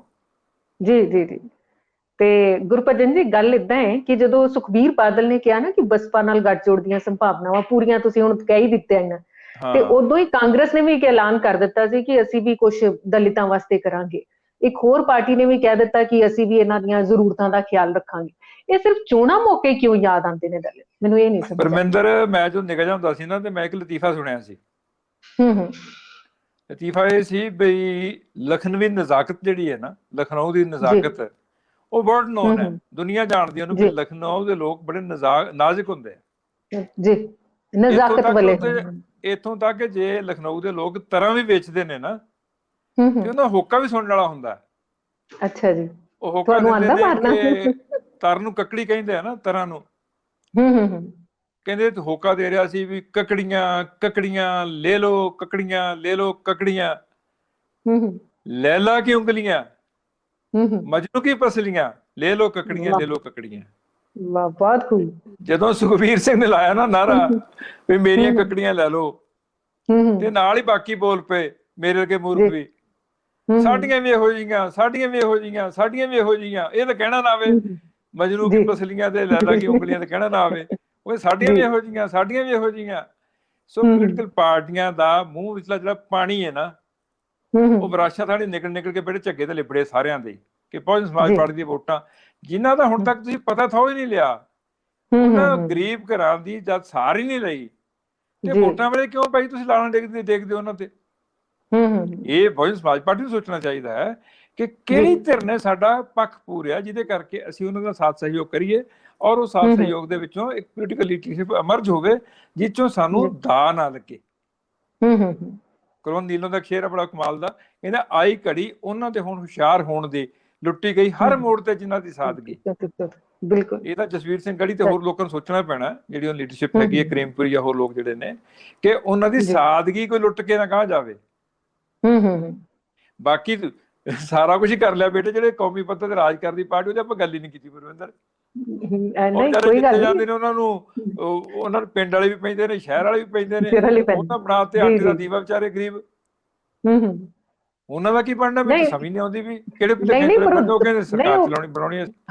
ਹਾਂ, ਦਾਅਵੇ ਤੇ ਇਹੀ ਹੈ ਕਿ 117 ਸੀਟਾਂ ਲੈਣੀਆਂ ਹੀ ਲੈਣੀਆਂ ਨੇ, ਤੇ ਸਰਕਾਰ ਸਾਡੀ ਵੀ ਬਣਨੀ ਹੈ। ਉਹ ਤਾਂ ਉਹੀ ਗੱਲ ਹੋਣੀ ਹੈ ਕਿ ਕਿਤਾਬਾਂ ਦਾ ਪਬਲਿਸ਼ਰ ਸੀ ਕੋਈ, ਤੇ ਆਪਣੇ ਪਿਓ ਨੂੰ ਕਹਿੰਦਾ ਪਾਪਾ ਜੀ ਆਪਾਂ ਦੁੱਗਣੇ ਅਮੀਰ ਹੋ ਸਕਦੇ ਹਾਂ। ਕਹਿੰਦਾ ਕਿੱਦਾਂ? ਕਹਿੰਦਾ ਜਿੰਨੀਆਂ ਆਪਣੇ ਕਿਤਾਬਾਂ ਦਾ ਸਟਾਕ ਪਿਆ ਸਾਰਿਆਂ ਦੀ ਕੀਮਤਾਂ ਡਬਲ ਕਰਕੇ ਲਿਖ ਲਈਏ ਆਪਾਂ, ਦੁੱਗਣੇ ਅਮੀਰ ਹੋ ਜਾਣਗੇ। ਹੁਣ ਮਤਲਬ ਤੁਹਾਨੂੰ ਕੋਈ ਉੱਥੇ ਮਤਲਬ ਕੁਰਸੀ ਨਹੀਂ ਦਿੰਦਾ, ਮੰਜਾ ਨਹੀਂ ਦਿੰਦਾ, ਪੀੜਾ ਨਹੀਂ ਦਿੰਦਾ, ਜਿਹੜੀ ਦਰੀ ਤੇ ਬੈਠੋ ਦਰੀ ਖਿੱਚ ਕੇ ਲੈ ਜਾਂਦੇ ਨੇ ਅਗਲੇ। ਪਿੰਡ ਨਹੀਂ ਬਣਨ ਦਿੰਦਾ, ਸ਼ਹਿਰ ਨਹੀਂ ਬਣਨ ਦਿੰਦਾ, ਕਸਬਾ ਨਹੀਂ ਬਣਨ ਦਿੰਦਾ, ਢਿੱਡ ਨਾ ਫੋੜੀ ਜਰਾਇਆ ਨਾ ਡਾਂਗੋ ਡਾਂਗੀ, ਤੰਦ ਨਾ ਤਾਣੀ ਜਰਾਇਆ ਨਾ ਡਾਂਗੋ ਡਾਂਗੀ, ਉਹ ਗੱਲ ਹੋਈ ਪਈ ਹੈ। ਤੇ ਮੈਨੂੰ ਸਮਝ ਨਹੀਂ ਆਉਂਦੀ, ਪ੍ਰੈਸ ਕਾਨਫਰੰਸ ਦੇ ਵੀ ਸੀਟਾਂ 117 ਤੋਂ ਘੱਟਦੀਆਂ ਨਹੀਂ ਉਹਨਾਂ ਦੀਆਂ ਜੀ। ਲੱਗਦਾ ਕੋਈ ਅੰਦਰ ਇਹ ਸਾਰਾ ਕੁਝ ਜਿਹੜਾ ਹੈਗਾ ਬੜਾ ਇੱਕ ਅਜੀਬ ਕਿਸਮ ਦੀ ਗੰਦਲ ਚੌਦੇ ਪਈ ਹੋਈ ਹੈ, ਜਿਹਦੇ ਵਿੱਚੋਂ ਪਤਾ ਨਹੀਂ ਲੱਗ ਰਿਹਾ ਕਿ ਕਿਹਦੇ ਸਿਰ ਵਾਸਤੇ ਚਿਹਰਾ ਸੁਰੱਖਿਅਤ ਹੈ। ਜੀ ਚਲੋ, ਇਹ ਤਾਂ ਭਵਿੱਖ ਤੋਂ ਪਤਾ ਲੱਗ ਹੀ ਜਾਏਗਾ ਜਦੋਂ ਚੋਣਾਂ ਨੇੜੇ ਆਉਣਗੀਆਂ, ਵੋਟਾਂ ਪੈਣਗੀਆਂ, ਭੱਜ ਤੋੜ ਹੋਏਗੀ, ਮੈਂ ਆਹ ਪਾਰਟੀ ਛੱਡ ਕੇ ਉੱਧਰ ਜਾ ਰਿਹਾ ਤੇ ਇੱਧਰ ਆ ਰਿਹਾ, ਇਹ ਸਾਰਾ ਸਿਲਸਿਲਾ ਚੱਲਣਾ ਹੈ ਹਲੇ। ਤੁਸੀਂ ਪਰਮਿੰਦਰ ਕਦੇ ਪਿੰਡ ਚ ਨਾਨਕੇ ਦਾਦਕੇ ਹੋਣੇ ਤੁਹਾਡੇ ਕਿਤੇ ਨਾ ਕਿਤੇ ਹੈਗੇ? ਛੋਟੇ ਹੁੰਦੇ ਗਏ ਸੀ, ਹੁਣ ਤਾਂ ਵੈਸੇ ਤੂੰ ਤਾਂ ਬਹੁਤ ਨਿੱਕੀ ਹੈ। ਮੈਂ ਜਦੋਂ ਨਿੱਕਾ ਹੁੰਦਾ ਨਾਨਕੀ ਜਾਂਦਾ ਹੁੰਦਾ ਸੀ ਨਾ, ਤੇ ਜਿੰਨੇ ਚੂਹੇ ਰਾਤ ਨੂੰ ਗੇੜੇ ਦਿੰਦੇ ਸੀ ਨਾ ਘਰ ਦੇ ਵਿੱਚ, ਉਹ ਦਿਨ ਕਦੇ ਦਿਸਦੇ ਨਹੀਂ ਸੀ ਹੁੰਦੇ। ਲੱਗਦਾ ਸੀ ਧਾੜਾਂ ਦੀ ਧਾੜਾਂ ਜਾ ਰਹੀਆਂ, ਫੌਜਾਂ ਦੀਆਂ ਫੌਜਾਂ ਜਾ ਰਹੀਆਂ ਨੇ। ਉਦੋਂ ਪਿੰਡਾਂ ਦੇ ਅਨਾਜ ਖੁੱਲਾ ਪਿਆ ਹੁੰਦਾ ਸੀ ਤੇ ਚੂਹੇ ਛਕੀ ਵੀ ਜਾਂਦੇ ਸੀ। ਆ ਤੂੰ 6 ਮਹੀਨੇ ਅਟਕ ਜਾ ਪੁੱਤ, ਇਹ ਉਹੀ ਚੂਹੇ ਜਿਹੜੇ ਹਨੇਰੇ ਵਾਲੇ ਚੂਹੇ ਜਿਹੜੇ ਮੇਰੇ ਨਾਨਕੇ ਅਮੀਪੁਰ ਫਿਰਦੇ ਹੁੰਦੇ ਸੀ ਜੀ, ਉਹੀ ਚੂਹੇ ਵੇਖੀ ਵੀ ਇਹਨਾਂ ਨੇ ਕਿਵੇਂ ਇਹਨਾਂ ਖੁੱਡਾਂ ਬਦਲਣੀਆਂ ਨੇ ਜੀ। ਠੀਕ, ਇਹਨਾਂ ਨੂੰ ਕਹਿਣਾ ਫਲਾਣੀ ਪਾਰਟੀ ਮੈਂ ਦਮ ਘੁੱਟਦਾ ਸੀ, ਉੱਥੇ ਮੇਰੀ ਇੱਜ਼ਤ ਦਾ ਤੇ ਸੀ। ਆ ਹੁਣ ਤੇਰਾ ਹੰਸਰਾਜ ਜੋਸਨ ਪਹਿਲਾਂ ਵਜ਼ੀਰੀਆਂ ਮੰਨਦਾ ਰਿਹਾ ਕਾਂਗਰਸ ਦੇ ਵਿੱਚ, ਹਾਂ ਹੁਣ ਫਿਰ ਵਾਪਸ ਹੁਣ ਦਮ ਘੁੱਟਣ ਲੱਗ ਗਿਆ। ਦਮ ਤੇ ਆਪੇ ਘੁੱਟਣਾ, ਦਮ ਤੇ ਆਪੇ ਘੁੱਟਣਾ। ਵੀ ਨਵੀਆਂ ਗੁੱਡੀਆਂ, ਨਵੇਂ ਪਟੋਲੇ ਆ ਗਏ ਹੁਣ ਭਾਈ। ਉੱਥੇ ਆਮਲੇ ਹੋਰੀ ਆ ਗਏ, ਆਮਲੇ ਕੋਲ ਪੈਸੇ ਵੀ ਨੇ, ਲੋਕਾਂ ਕੋਲ ਲੋਕਾਂ ਦੀ ਨਰਵ ਵੀ ਉਹਨੇ ਪਛਾਣ ਲਈ ਜੀ ਜੀ। ਹੁਣ ਤੇ ਸੁਖਵੀਰ ਸਿੰਘ ਨੂੰ ਵੀ ਲਾਲੇ ਪੈ ਗਏ ਵੀ ਕੀ ਬਣੇਗਾ ਮੇਰਾ। ਕੁੱਲ ਬਣਾ ਕੇ ਇਹ ਜਿਹੜੇ ਇੱਕ ਖਾਸ ਕਿਸਮ ਦਾ ਵਰਤਾਰਾ ਤੇ ਵਤੀਰਾ ਨਾ ਸਾਡੇ ਸਿਆਸਤਦਾਨ ਦਾ, ਕਿ ਸਿਆਸਤ ਦੀ ਜਦੋਂ ਬੋਲੀ ਹੋਣੀ ਹੁੰਦੀ ਹੈ, ਜਦੋਂ ਕਿਤੇ ਟਿਕਟਾਂ ਸ਼ਿਕਟਾਂ ਮਿਲਣੀਆਂ ਹੁੰਦੀਆਂ ਨੇ, ਉਦੋਂ ਰੀਅਸੈਸ ਕਰਦੇ ਬਹੁਤ ਸਾਰੇ ਬੰਦੇ ਆਪਣੇ ਆਪ ਨੂੰ। ਜਿਹੜੇ ਲੋਕ ਕਿਸੇ ਵਕਤ, ਮਾਫ ਕਰਨਾ ਮੈਂ ਹੋਰ ਗੱਲ ਥੋੜਾ ਬਦਲ ਕੇ ਗੱਲ ਕਰ ਰਿਹਾ, ਗੁਰਚਰਨ ਸਿੰਘ ਟੌਹੜਾ ਇੱਕ ਉਹ ਲੋਹੇ ਦਾ ਮਰਦ ਸੀ ਜਿਹਦਾ ਇੱਕ ਆਪਣਾ ਮਰਤਬਾ ਸੀ ਜੀ। ਜਦੋਂ ਜਿਉਂਦਾ ਸੀ ਤਾਂ ਉਹਦੇ ਪੁੱਤਰ ਨਹੀਂ ਸੀ ਗਿਣੇ ਜਾਂਦੇ, ਹਰ ਸ਼ਹਿਰ 'ਚ 5-5, 7-7, 10-10 ਸੀ। ਤੇ ਅੱਜ ਉੱਥੇ ਉਹਦੀ ਬਰਸੀ ਮਨਾਉਣ ਵਾਸਤੇ ਇਕੱਲਾ ਹੀ ਸਰਕਾਰੀ ਦਫ਼ਤਰ ਦਾ ਨਿਜ਼ਾਮ ਦਾ ਹਿੱਸਾ ਸਭ ਤੋਂ ਗਿਆ, ਹੋਰ ਬਾਕੀ ਕਿਸੇ ਨੇ ਦੀਵਾ ਹੀ ਨਹੀਂ ਜਗਾਇਆ ਜਾ ਕੇ। ਉਹ ਕਹਿੰਦੇ ਕਰੋਨਾ ਕਾਲ ਕਰਕੇ। ਉਹ ਪੁੱਤਰ ਕਿੱਧਰ ਨੂੰ ਗਏ? ਕਰੋਨਾ ਕਰਕੇ ਨਹੀਂ, ਮਨ ਦੀਆਂ ਕਮਜ਼ੋਰੀਆਂ ਕਰਕੇ, ਕਿ ਫਲਾਣਾ ਬੰਦਾ ਨਾਰਾਜ਼ ਹੋ ਜਾਏ, ਫਲਾਣਾ ਬੰਦਾ ਨਾਰਾਜ਼ ਹੋ ਜਾਏ। ਉਹਨੂੰ ਬਣਾ ਕੇ ਕਹਾਣੀ ਇਹ ਆ ਕਿ ਸਾਰੇ ਅਸੀਂ ਕੁਰਸੀ ਦੇ ਪੁੱਤਰ ਆ, ਬੰਦੇ ਦੇ ਪੁੱਤਰ ਤਾਂ ਹੈ ਹੀ ਨਹੀਂ ਜੀ ਜੀ ਜੀ। ਤੇ ਜਿੰਨਾ ਚਿਰ ਬੰਦਾ ਬੰਦੇ ਦਾ ਪੁੱਤਰ ਨਹੀਂ ਬਣਦਾ, ਉਹਨਾਂ ਚਿਰ ਲੋਕ ਮੁਕਤੀ ਦਾ ਰਾਹ ਨਹੀਂ ਖੁੱਲ ਸਕਦਾ। ਸੋ ਸਿਆਸਤਦਾਨ ਨੂੰ ਵੀ ਅਲਟੀਮੇਟਲੀ ਕੁਰਸੀ ਪੁੱਤਰ ਕਹਾਉਣ ਦਾ ਮੋਹ ਤਿਆਗਣਾ ਚਾਹੀਦਾ। ਉਹਨੂੰ ਇਨਸਾਨ ਦਾ ਬਾਬਲ ਬਣਨਾ ਚਾਹੀਦਾ, ਇਨਸਾਨ ਦਾ ਪੁੱਤਰ ਬਣਨਾ ਚਾਹੀਦਾ ਜੀ। ਗੁਰਭਜਨ ਜੀ, ਤੁਸੀਂ ਬੜੇ ਸੋਹਣੇ ਤਰੀਕੇ ਨਾਲ ਮਿਸ਼ਨ 2022 ਦਾ ਪੈਰ ਜਿਵੇਂ ਅੱਗੇ ਕਦਮ ਵੱਧ ਰਿਹਾ ਨਾ, ਉਦਾਂ ਦਾ ਤੁਸੀਂ ਸਾਨੂੰ ਦੱਸ ਦਿੱਤਾ। ਤੇ ਅੱਗੇ ਵਧਣ ਤੋਂ ਪਹਿਲਾਂ ਮੈਂ ਆਪਣੇ ਦਰਸ਼ਕਾਂ ਨੂੰ ਦੱਸਣਾ ਚਾਹਾਂਗੀ ਕਿ ਇਸ ਵੇਲੇ ਪੰਜਾਬੀ ਨੈਸ਼ਨਲ ਟੀਵੀ ਤੇ ਤੁਸੀਂ ਵਕਤਨਾਮਾ ਵਿਦ ਗੁਰਭਜਨ ਸਿੰਘ ਗਿੱਲ ਪ੍ਰੋਗਰਾਮ ਦੇਖ ਰਹੇ ਹੋ। ਤੇ ਗੁਰਭਜਨ ਸਿੰਘ ਗਿੱਲ ਜੀ, ਅੱਗੇ ਆਉਂਦੇ ਆ ਸ਼ਰਧਾਂਜਲੀਆਂ ਤੇ ਬਰਸੀਆਂ ਸਮਾਗਮ ਦੀ ਗੱਲ ਕਰੀਏ, ਤੇ ਇਸ ਹਫ਼ਤੇ ਦੇ ਦੌਰਾਨ ਕੀ ਕੁਝ ਵਾਪਰਿਆ ਇਸ ਦੁਨੀਆ ਦੇ ਵਿੱਚ? ਦੁਨੀਆ 'ਚ ਤਾਂ ਬਹੁਤ ਕੁਝ ਵਾਪਰਿਆ ਜੀ। ਉਸ ਦੇ ਵਿੱਚ ਤਾਂ ਬੜੇ ਬੜੇ ਵੱਡੇ ਲੋਕ ਚਲੇ ਗਏ, ਖਾਸ ਕਰ ਕਲਾ ਦੁਨੀਆ ਦੇ ਵਿੱਚੋਂ। ਜਦੋਂ ਪਿਛਲੀ ਵਾਰ ਆਪਾਂ ਪ੍ਰੋਗਰਾਮ ਰਿਕਾਰਡ ਕਰ ਰਹੇ ਸੀ, ਉਦੋਂ ਪੂਰੇ 5 ਮਿੰਟ ਬਾਅਦ ਪਤਾ ਲੱਗਿਆ ਕਿ ਸਤੀਸ਼ ਕੌਲ ਸਾਨੂੰ ਸਾਥ ਛੱਡ ਕੇ ਸਾਡਾ। ਸਤੀਸ਼ ਕੌਲ ਨੇ ਲਗਭਗ 300 ਦੇ ਕਰੀਬ ਫਿਲਮਾਂ ਕੀਤੀਆਂ, ਔਰ ਪੰਜਾਬੀ ਫਿਲਮ ਇੰਡਸਟਰੀ 'ਚ ਵੀ ਉਹਨਾਂ ਨੇ ਆਪਣਾ ਨਾਮ ਕਮਾਇਆ। ਹਿੰਦੀ ਤੋਂ ਬਾਅਦ 'ਚ ਕਸ਼ਮੀਰੀ ਮੂਲ ਸੀ ਭਾਵੇਂ, ਪਰ ਉਹ ਪੰਜਾਬੀ ਬਹੁਤ ਅੱਛੀ ਬੋਲਣ ਲੱਗ ਗਏ ਸੀ। ਔਰ ਇੰਦਰਜੀਤ ਹਸਨਪੁਰੀ ਸਾਹਿਬ ਜਾਂ ਜਿਹੜੇ ਬਾਕੀ ਫਿਲਮ ਮੇਕਰ ਸੀ, ਭਾਖੜੀ ਬ੍ਰਦਰਜ਼, ਉਹਨਾਂ ਨੇ ਉਹਨਾਂ ਨੂੰ ਬੜੀਆਂ ਫਿਲਮਾਂ 'ਚ ਲਿਆ। ਪੰਜਾਬੀ ਦੀ ਪਹਿਲੀ ਫਿਲਮ ਉਹਨਾਂ ਦੀ ਮੋਰਨੀ ਸੀ, ਔਰ ਉਦੋਂ ਬਾਅਦ 'ਚ ਬਹੁਤ ਸਾਰੀਆਂ ਪੰਜਾਬੀ ਫਿਲਮਾਂ 'ਚ ਕੰਮ ਕੀਤਾ ਉਹਨਾਂ ਨੇ। ਪਰ ਜਿਹੜਾ ਅੰਤਲੇ 10 ਸਾਲ ਸੀ, ਉਹ ਬੜੇ ਸਟਰਗਲ ਦੇ ਸੀ, ਬੜੇ ਉਹ ਤਕਲੀਫ ਦੇ ਸੀ। ਉਹਦੇ ਵਿੱਚ ਉਹਨਾਂ ਨੂੰ ਪਰਿਵਾਰ ਛੱਡ ਗਿਆ। ਪਰਿਵਾਰ ਛੱਡਣ ਤੋਂ ਬਾਅਦ ਸੰਸਾਰ ਦੇ ਵਿੱਚ ਜਿਹੜੇ ਆਏ, ਉਹਨਾਂ ਦੇ ਸਾਹਮਣੇ ਚੈਲੰਜਸ, ਉਹਨਾਂ ਨੂੰ ਬੀਟ ਨਾ ਕਰ ਸਕੇ। ਉਹਨਾਂ ਲੁਧਿਆਣਾ ਦੇ ਵਿੱਚ ਆ ਕੇ ਇੱਕ ਐਕਟਿੰਗ ਦੀ ਅਕੈਡਮੀ ਸ਼ੁਰੂ ਕੀਤੀ, ਪਕੌੜ ਰੋਡ ਤੇ, ਨਾ ਚੱਲ ਸਕੀ। ਫਿਰ ਉਹਨਾਂ ਨੂੰ ਪਟਿਆਲੇ ਸਰ ਜਗਜੀਤ ਸਿੰਘ ਦਰਦੀ ਨੇ ਜਾ ਕੇ ਇੱਕ ਇੰਸਟੀਚਿਊਟ, ਫਿਲਮ ਇੰਸਟੀਚਿਊਟ ਖੋਲ ਕੇ ਦਿੱਤਾ ਆਪਣੇ ਚੜ੍ਹਦੀ ਕਲਾ ਗਰੁੱਪ ਵੱਲੋਂ। ਉਹ ਨਾ ਚੱਲ ਸਕਿਆ। ਰਾਦਰ ਇੱਕ ਦਿਨ ਉਹ ਬਾਥਰੂਮ ਦੇ ਤਿਲਕ ਕੇ ਡਿੱਗ ਪਏ, ਚੂਲਾ ਟੁੱਟ ਗਿਆ। ਉੱਥੋਂ ਉਹਨਾਂ ਨੂੰ ਦਾਖਲ ਕਰਵਾਇਆ ਗਿਆ ਗਿਆਨ ਸਾਗਰ ਹਸਪਤਾਲ ਦੇ ਵਿੱਚ, ਰਾਜਪੁਰੇ ਨੇੜੇ। ਉਹਨਾਂ ਨੇ ਉਹਨਾਂ ਦਾ ਟ੍ਰੀਟਮੈਂਟ ਕੀਤਾ। ਭਾਵੇਂ ਉਹਨਾਂ ਨੂੰ ਬਹੁਤ ਸਾਰੇ ਲੋਕਾਂ ਹੈਲਪ ਕੀਤੀ, ਪਰ ਕੁੱਲ ਮਿਲਾ ਕੇ ਉਹ ਉਦਾਸ ਬਹੁਤ ਸਨ। ਉਸ ਤੋਂ ਬਾਅਦ ਫਿਰ ਲੁਧਿਆਣਾ ਜਦੋਂ ਉਹਨਾਂ ਨੂੰ ਆਉਣ ਦਾ ਨਸੀਬ ਹੋਇਆ ਤਾਂ ਲੁਧਿਆਣਾ ਦੇ ਵਿੱਚ ਹੈਵਨਸ ਹੋਮ ਦਰਵਾਹਾ ਦੇ ਨੇੜੇ ਇੱਕ ਇੰਸਟੀਟਿਊਸ਼ਨ ਹੈ ਬੜਾ ਵਧੀਆ, ਉਹਦੇ ਵਿੱਚ ਉਹਨਾਂ ਨੂੰ ਉੱਥੇ ਅਲਾਟਮੈਂਟ ਕਰ ਦਿੱਤੀ ਗਈ ਜਗ੍ਹਾ ਦੀ, ਤੁਸੀਂ ਰਹਿ ਸਕਦੇ ਹੋ। ਪਰ ਉਹ ਉਸ ਜਗ੍ਹਾ ਤੇ ਵੀ ਉਹਦਾ ਚਿਰ ਨਾ ਰਹਿ ਸਕੇ। ਫਿਰ ਇੱਕ ਉਹਨਾਂ ਦੀ ਇੱਕ ਕਦਰਦਾਨ ਔਰਤ ਸੀ ਲੁਧਿਆਣਾ ਦੇ ਵਿੱਚ, ਉਸ ਔਰਤ ਨੇ ਉਹਨਾਂ ਨੂੰ ਬਹੁਤ ਸਾਥ ਸਹਿਯੋਗ ਦਿੱਤਾ। ਉਸੇ ਦੌਰਾਨ ਹੀ ਉਹਨਾਂ ਨੂੰ ਭਾਸ਼ਾ ਵਿਭਾਗ ਪੰਜਾਬ ਨੇ 5 ਲੱਖ ਰੁਪਏ ਦਾ ਪੁਰਸਕਾਰ ਵੀ ਦਿੱਤਾ ਫਿਲਮ ਐਕਟਿੰਗ ਦੇ ਸਿਲਸਿਲੇ ਦੇ ਵਿੱਚ। ਔਰ ਉਹਨਾਂ ਨੂੰ ਹੁਣ ਅਲਟੀਮੇਟ ਮੌਤ ਉਹਨਾਂ ਦੀ ਕਰੋਨਾ ਕਰਕੇ Shri Ram charitable hospital Daresi ground Ludhiana ਦੇ ਵਿੱਚ ਉਹਨਾਂ ਦੀ ਹੋ ਗਈ ਮੌਤ। ਕੱਲ ਭੋਗ ਪਿਆ ਉਹਨਾਂ ਦਾ, ਪਰ ਭੋਗ ਤੇ ਵੀ ਕਹਿੰਦੇ ਨੇ ਕਿ ਕੁੱਲ ਮਿਲਾ ਕੇ ਹਾਰਡਲੀ 50 ਬੰਦੇ ਵੀ ਨਹੀਂ ਹੋਣੇ। ਉਹਦਾ ਕਾਰਨ ਇੱਕ ਤਾਂ ਇਹ ਆ ਕਿ ਉਹ ਆਪ ਪਰਿਵਾਰ ਤੋਂ ਟੁੱਟੇ ਹੋਏ ਸੀ, ਦੂਸਰਾ ਕਾਰਨ ਇਹ ਸੀ ਕਿ ਉਹਨਾਂ ਦੇ ਬਾਰੇ ਬਹੁਤੇ ਲੋਕਾਂ ਨੂੰ ਪਤਾ ਹੀ ਨਹੀਂ ਲੱਗ ਸਕਿਆ ਕਿ ਭੋਗ ਕਦੋਂ ਉਹਨਾਂ ਦਾ। ਜੇ ਪਤਾ ਲੱਗ ਵੀ ਜਾਂਦਾ ਲੋਕਾਂ ਕਿਹੜਾ ਜਾਣਾ ਸੀ ਸੰਸਕਾਰ ਤੇ। ਕੁੱਲ ਮਿਲਾ ਕੇ ਜਾਂ ਡਾਕਟਰ ਸਨ ਜਿਹੜੇ, ਉਹ ਪੈਰਾਮੈਡੀਕਲ ਸਟਾਫ ਸੀ, ਜਾਂ ਉਹ ਔਰਤ ਸੀ ਜਿਹੜੀ, ਜਾਂ ਉਹਦਾ ਪੁੱਤਰ ਸੀ ਇੱਕ, ਤੇ ਇੱਕ ਮੇਰੇ ਖਿਆਲ ਪਬਲਿਕ ਲਾਈਫ ਦੇ ਵਿੱਚੋਂ ਇਕੱਲਾ ਅਮਰਜੀਤ ਸਿੰਘ ਟਿੱਕਾ ਸੀ, ਚੇਅਰਮੈਨ ਹੈ ਪੰਜਾਬ ਦੀ ਕਾਰਪੋਰੇਸ਼ਨ ਦਾ, ਸੀਨੀਅਰ ਕਾਂਗਰਸੀ ਆਗੂ ਹੈ। ਉਹ ਵੀ ਫੁੱਲਾਂ ਦਾ ਗੁਲਦਸਤਾ ਇੱਕ ਲੈ ਕੇ ਰੀਤ ਲੈ ਕੇ ਗਿਆ ਸੀ। ਅਦਰਵਾਈਜ਼ ਉੱਥੇ ਕੋਈ ਬੰਦਾ ਬੌੜਿਆ ਨਹੀਂ। ਇਹ ਉਦਾਸ ਗੱਲਾਂ ਨੇ। ਬਾਕੀ ਆਉਣ ਵਾਲਾ ਦਿਨ ਜਿਹੜਾ ਕੱਲ ਵਾਲਾ ਦਿਨ ਹੈ 18 ਅਪ੍ਰੈਲ, ਉਹ ਬਹੁਤ ਵੱਡੇ ਸੂਰਮੇ, ਪਰਮਾਰਥ ਦੀ ਦੁਨੀਆ ਦੇ ਬਹੁਤ ਵੱਡੇ ਨਾਮ ਭਾਈ ਸਾਹਿਬ ਭਾਈ ਰਣਧੀਰ ਸਿੰਘ ਹੋਰਾਂ ਦਾ ਉਹ ਗੁਰਪੁਰੀ ਪਿਆਨਾ ਦੇ ਦਿਹਾੜਾ ਹੈ। ਉਸ ਦਿਨ ਉਹਨਾਂ ਨੇ ਇਸ ਸੰਸਾਰ ਨੂੰ ਤਿਆਗਿਆ ਸੀ। ਕੱਲ ਸ਼ਾਮੀ ਨਾਰੰਗਵਾਲ ਉਹਨਾਂ ਦਾ ਜੱਦੀ ਸਥਾਨ ਜਿੱਥੇ ਉਹਨਾਂ ਦਾ ਜਨਮ ਹੋਇਆ ਸੀ, ਉੱਥੇ 2 ਘੰਟੇ ਦਾ ਸ਼ਾਮ ਦਾ ਕੀਰਤਨ ਸੀ। ਔਰ 18 ਤਰੀਕ ਨੂੰ ਫਿਰ ਸਮਾਗਮ ਨਾਰੰਗਵਾਲ 'ਚ ਕੀਤਾ ਜਾ ਰਿਹਾ, ਜਿੱਥੇ ਉਹਨਾਂ ਦੀ ਯਾਦ ਵਿੱਚ ਪੰਜਾਬ ਗਵਰਨਮੈਂਟ ਨੇ ਬਹੁਤ ਵੱਡਾ ਇੱਕ ਇੰਸਟੀਟਿਊਸ਼ਨ ਉੱਥੇ ਬਣਾਉਣ ਦਾ ਫੈਸਲਾ ਕੀਤਾ ਹੋਇਆ। ਲਗਭਗ ਸੰਪੂਰਨ ਹੋਣ ਦੇ ਨੇੜੇ ਹੈ। ਔਰ ਜਿਹੜੀ ਉਹਨਾਂ ਦੀ ਉਸਾਰੀ ਦਾ ਥੋੜ੍ਹਾ ਕੰਮ ਰਹਿੰਦਾ, ਉਹ ਵੀ ਮੈਨੂੰ ਲੱਗਦਾ ਕਿ ਨਿਰਵਿਘਨ ਡਿਪਟੀ ਕਮਿਸ਼ਨਰ ਲੁਧਿਆਣਾ ਨੇ ਵਿਜ਼ਿਟ ਕੀਤਾ ਉੱਥੇ, ਮਿਸਟਰ ਵਰਿੰਦਰ ਸ਼ਰਮਾ ਨੇ। ਉਹਨਾਂ ਨੇ ਵੀ ਇਹ ਗੱਲ ਆਖੀ ਹੈ ਕਿ ਅਸੀਂ ਉਸ ਨੂੰ ਸੰਪੂਰਨ ਕਰਾਂਗੇ। ਭਾਈ ਸਾਹਿਬ ਰਣਧੀਰ ਸਿੰਘ ਬਾਰੇ ਬਹੁਤ ਥੋੜ੍ਹੇ ਲੋਕ ਜਾਣਦੇ ਨੇ ਕਿ ਉਹ ਗਦਰ ਲਹਿਰ ਦੇ ਸੂਰਮਿਆਂ ਦੇ ਵਿੱਚੋਂ ਪਹਿਲੇ ਸੂਰਮਿਆਂ ਵਿੱਚੋਂ ਸਨ। ਸ਼ਹੀਦ ਕਰਤਾਰ ਸਿੰਘ ਸਰਾਭਾ ਦੀ ਪ੍ਰੇਰਨਾ ਨਾਲ ਉਹ ਗਦਰ ਲਹਿਰ ਵਿੱਚ ਆਏ। ਜਦੋਂ ਕਰਤਾਰ ਸਿੰਘ ਸਰਾਭਾ ਅਮਰੀਕਾ ਤੋਂ ਹਿੰਦੁਸਤਾਨ ਆਉਂਦੇ ਨੇ, ਆ ਕੇ ਫਿਰੋਜ਼ਪੁਰ ਛਾਉਣੀ 'ਚ ਬਗਾਵਤ ਦੀ ਗੱਲ ਕਰਦੇ ਨੇ ਸ਼ੁਰੂ, ਤਾਂ ਉਸ ਵਕਤ ਭਾਈ ਸਾਹਿਬ ਭਾਈ ਰਣਧੀਰ ਸਿੰਘ ਭਾਈ ਸਾਹਿਬ ਭਾਈ ਰਣਧੀਰ ਸਿੰਘ ਹੋਰੀ ਗਿੱਲ ਪਿੰਡ ਦੇ ਵਿੱਚ ਲੁਧਿਆਣੇ ਦੇ ਨੇੜੇ ਕੀਰਤਨ ਕਰ ਰਹੇ ਸੀ। ਇਹ ਆਪਣੀ ਸਰਕਾਰੀ ਨੌਕਰੀ ਤਹਿਸੀਲਦਾਰ ਦੀ ਛੱਡ ਕੇ ਆ ਚੁੱਕੇ ਸੀ। ਔਰ ਭਾਈ ਸਾਹਿਬ ਨੂੰ ਜਾ ਕੇ, ਕਿਉਂਕਿ ਗੁਆਂਢੀ ਪਿੰਡ ਸਰਾਭਾ ਤੇ ਨਾਰੰਗਵਾਲ ਦਾ ਫਾਸਲਾ ਹਾਰਡਲੀ 2-2.5 ਕਿਲੋਮੀਟਰ ਦਾ ਜ਼ਿਆਦਾ ਨਹੀਂ ਹੈ, ਭਾਈ ਸਾਹਿਬ ਨੂੰ ਜਾ ਕੇ ਹੱਥ ਜੋੜ ਕੇ ਬੇਨਤੀ ਕੀਤੀ ਕਿ ਭਾਈ ਸਾਹਿਬ ਤੁਸੀਂ ਏਡੇ ਵੱਡੇ ਸਾਡੇ ਆਗੂ ਧਰਮ ਦੀ ਦੁਨੀਆ ਦੇ, ਤੁਸੀਂ ਏਡੀ ਵੱਡੀ ਕੁਰਬਾਨੀ ਕੀਤੀ ਹੈ ਕਿ ਤੁਸੀਂ ਫਰੰਗੀ ਹਕੂਮਤ ਦੀ ਤਹਿਸੀਲਦਾਰੀ ਛੱਡੀ ਹੈ, ਪਰ ਇਸ ਮੁਲਕ ਦੀਆਂ ਗੁਲਾਮੀ ਦੀਆਂ ਜੰਜੀਰਾਂ ਕੌਣ ਤੋੜੇਗਾ। ਉਹ ਉਹਨਾਂ ਦੇ ਤੀਰ ਕਾਲਜੇ ਲੱਗਿਆ ਔਰ ਉਹਨਾਂ ਨੇ ਇਸ ਗੱਲ ਨੂੰ ਪ੍ਰਵਾਨ ਕੀਤਾ ਔਰ ਉਹ ਸਰਾਭੇ ਦੇ ਸਾਥੀ ਬਣ ਗਏ। ਔਰ ਜਿਹੜਾ ਪਹਿਲਾ ਲਾਹੌਰ ਸਾਜ਼ਿਸ਼ ਕੇਸ ਹੈ, ਉਹਦੇ ਵਿੱਚ ਭਾਈ ਸਾਹਿਬ ਭਾਈ ਰਣਧੀਰ ਸਿੰਘ ਨਗਰ ਵੀ, ਭਾਈ ਸਾਹਿਬ ਭਾਈ ਰਣਧੀਰ ਸਿੰਘ ਹੋਰੀ ਵੀ ਉਸ ਦੇ ਵਿੱਚ ਸ਼ਾਮਲ ਸਨ।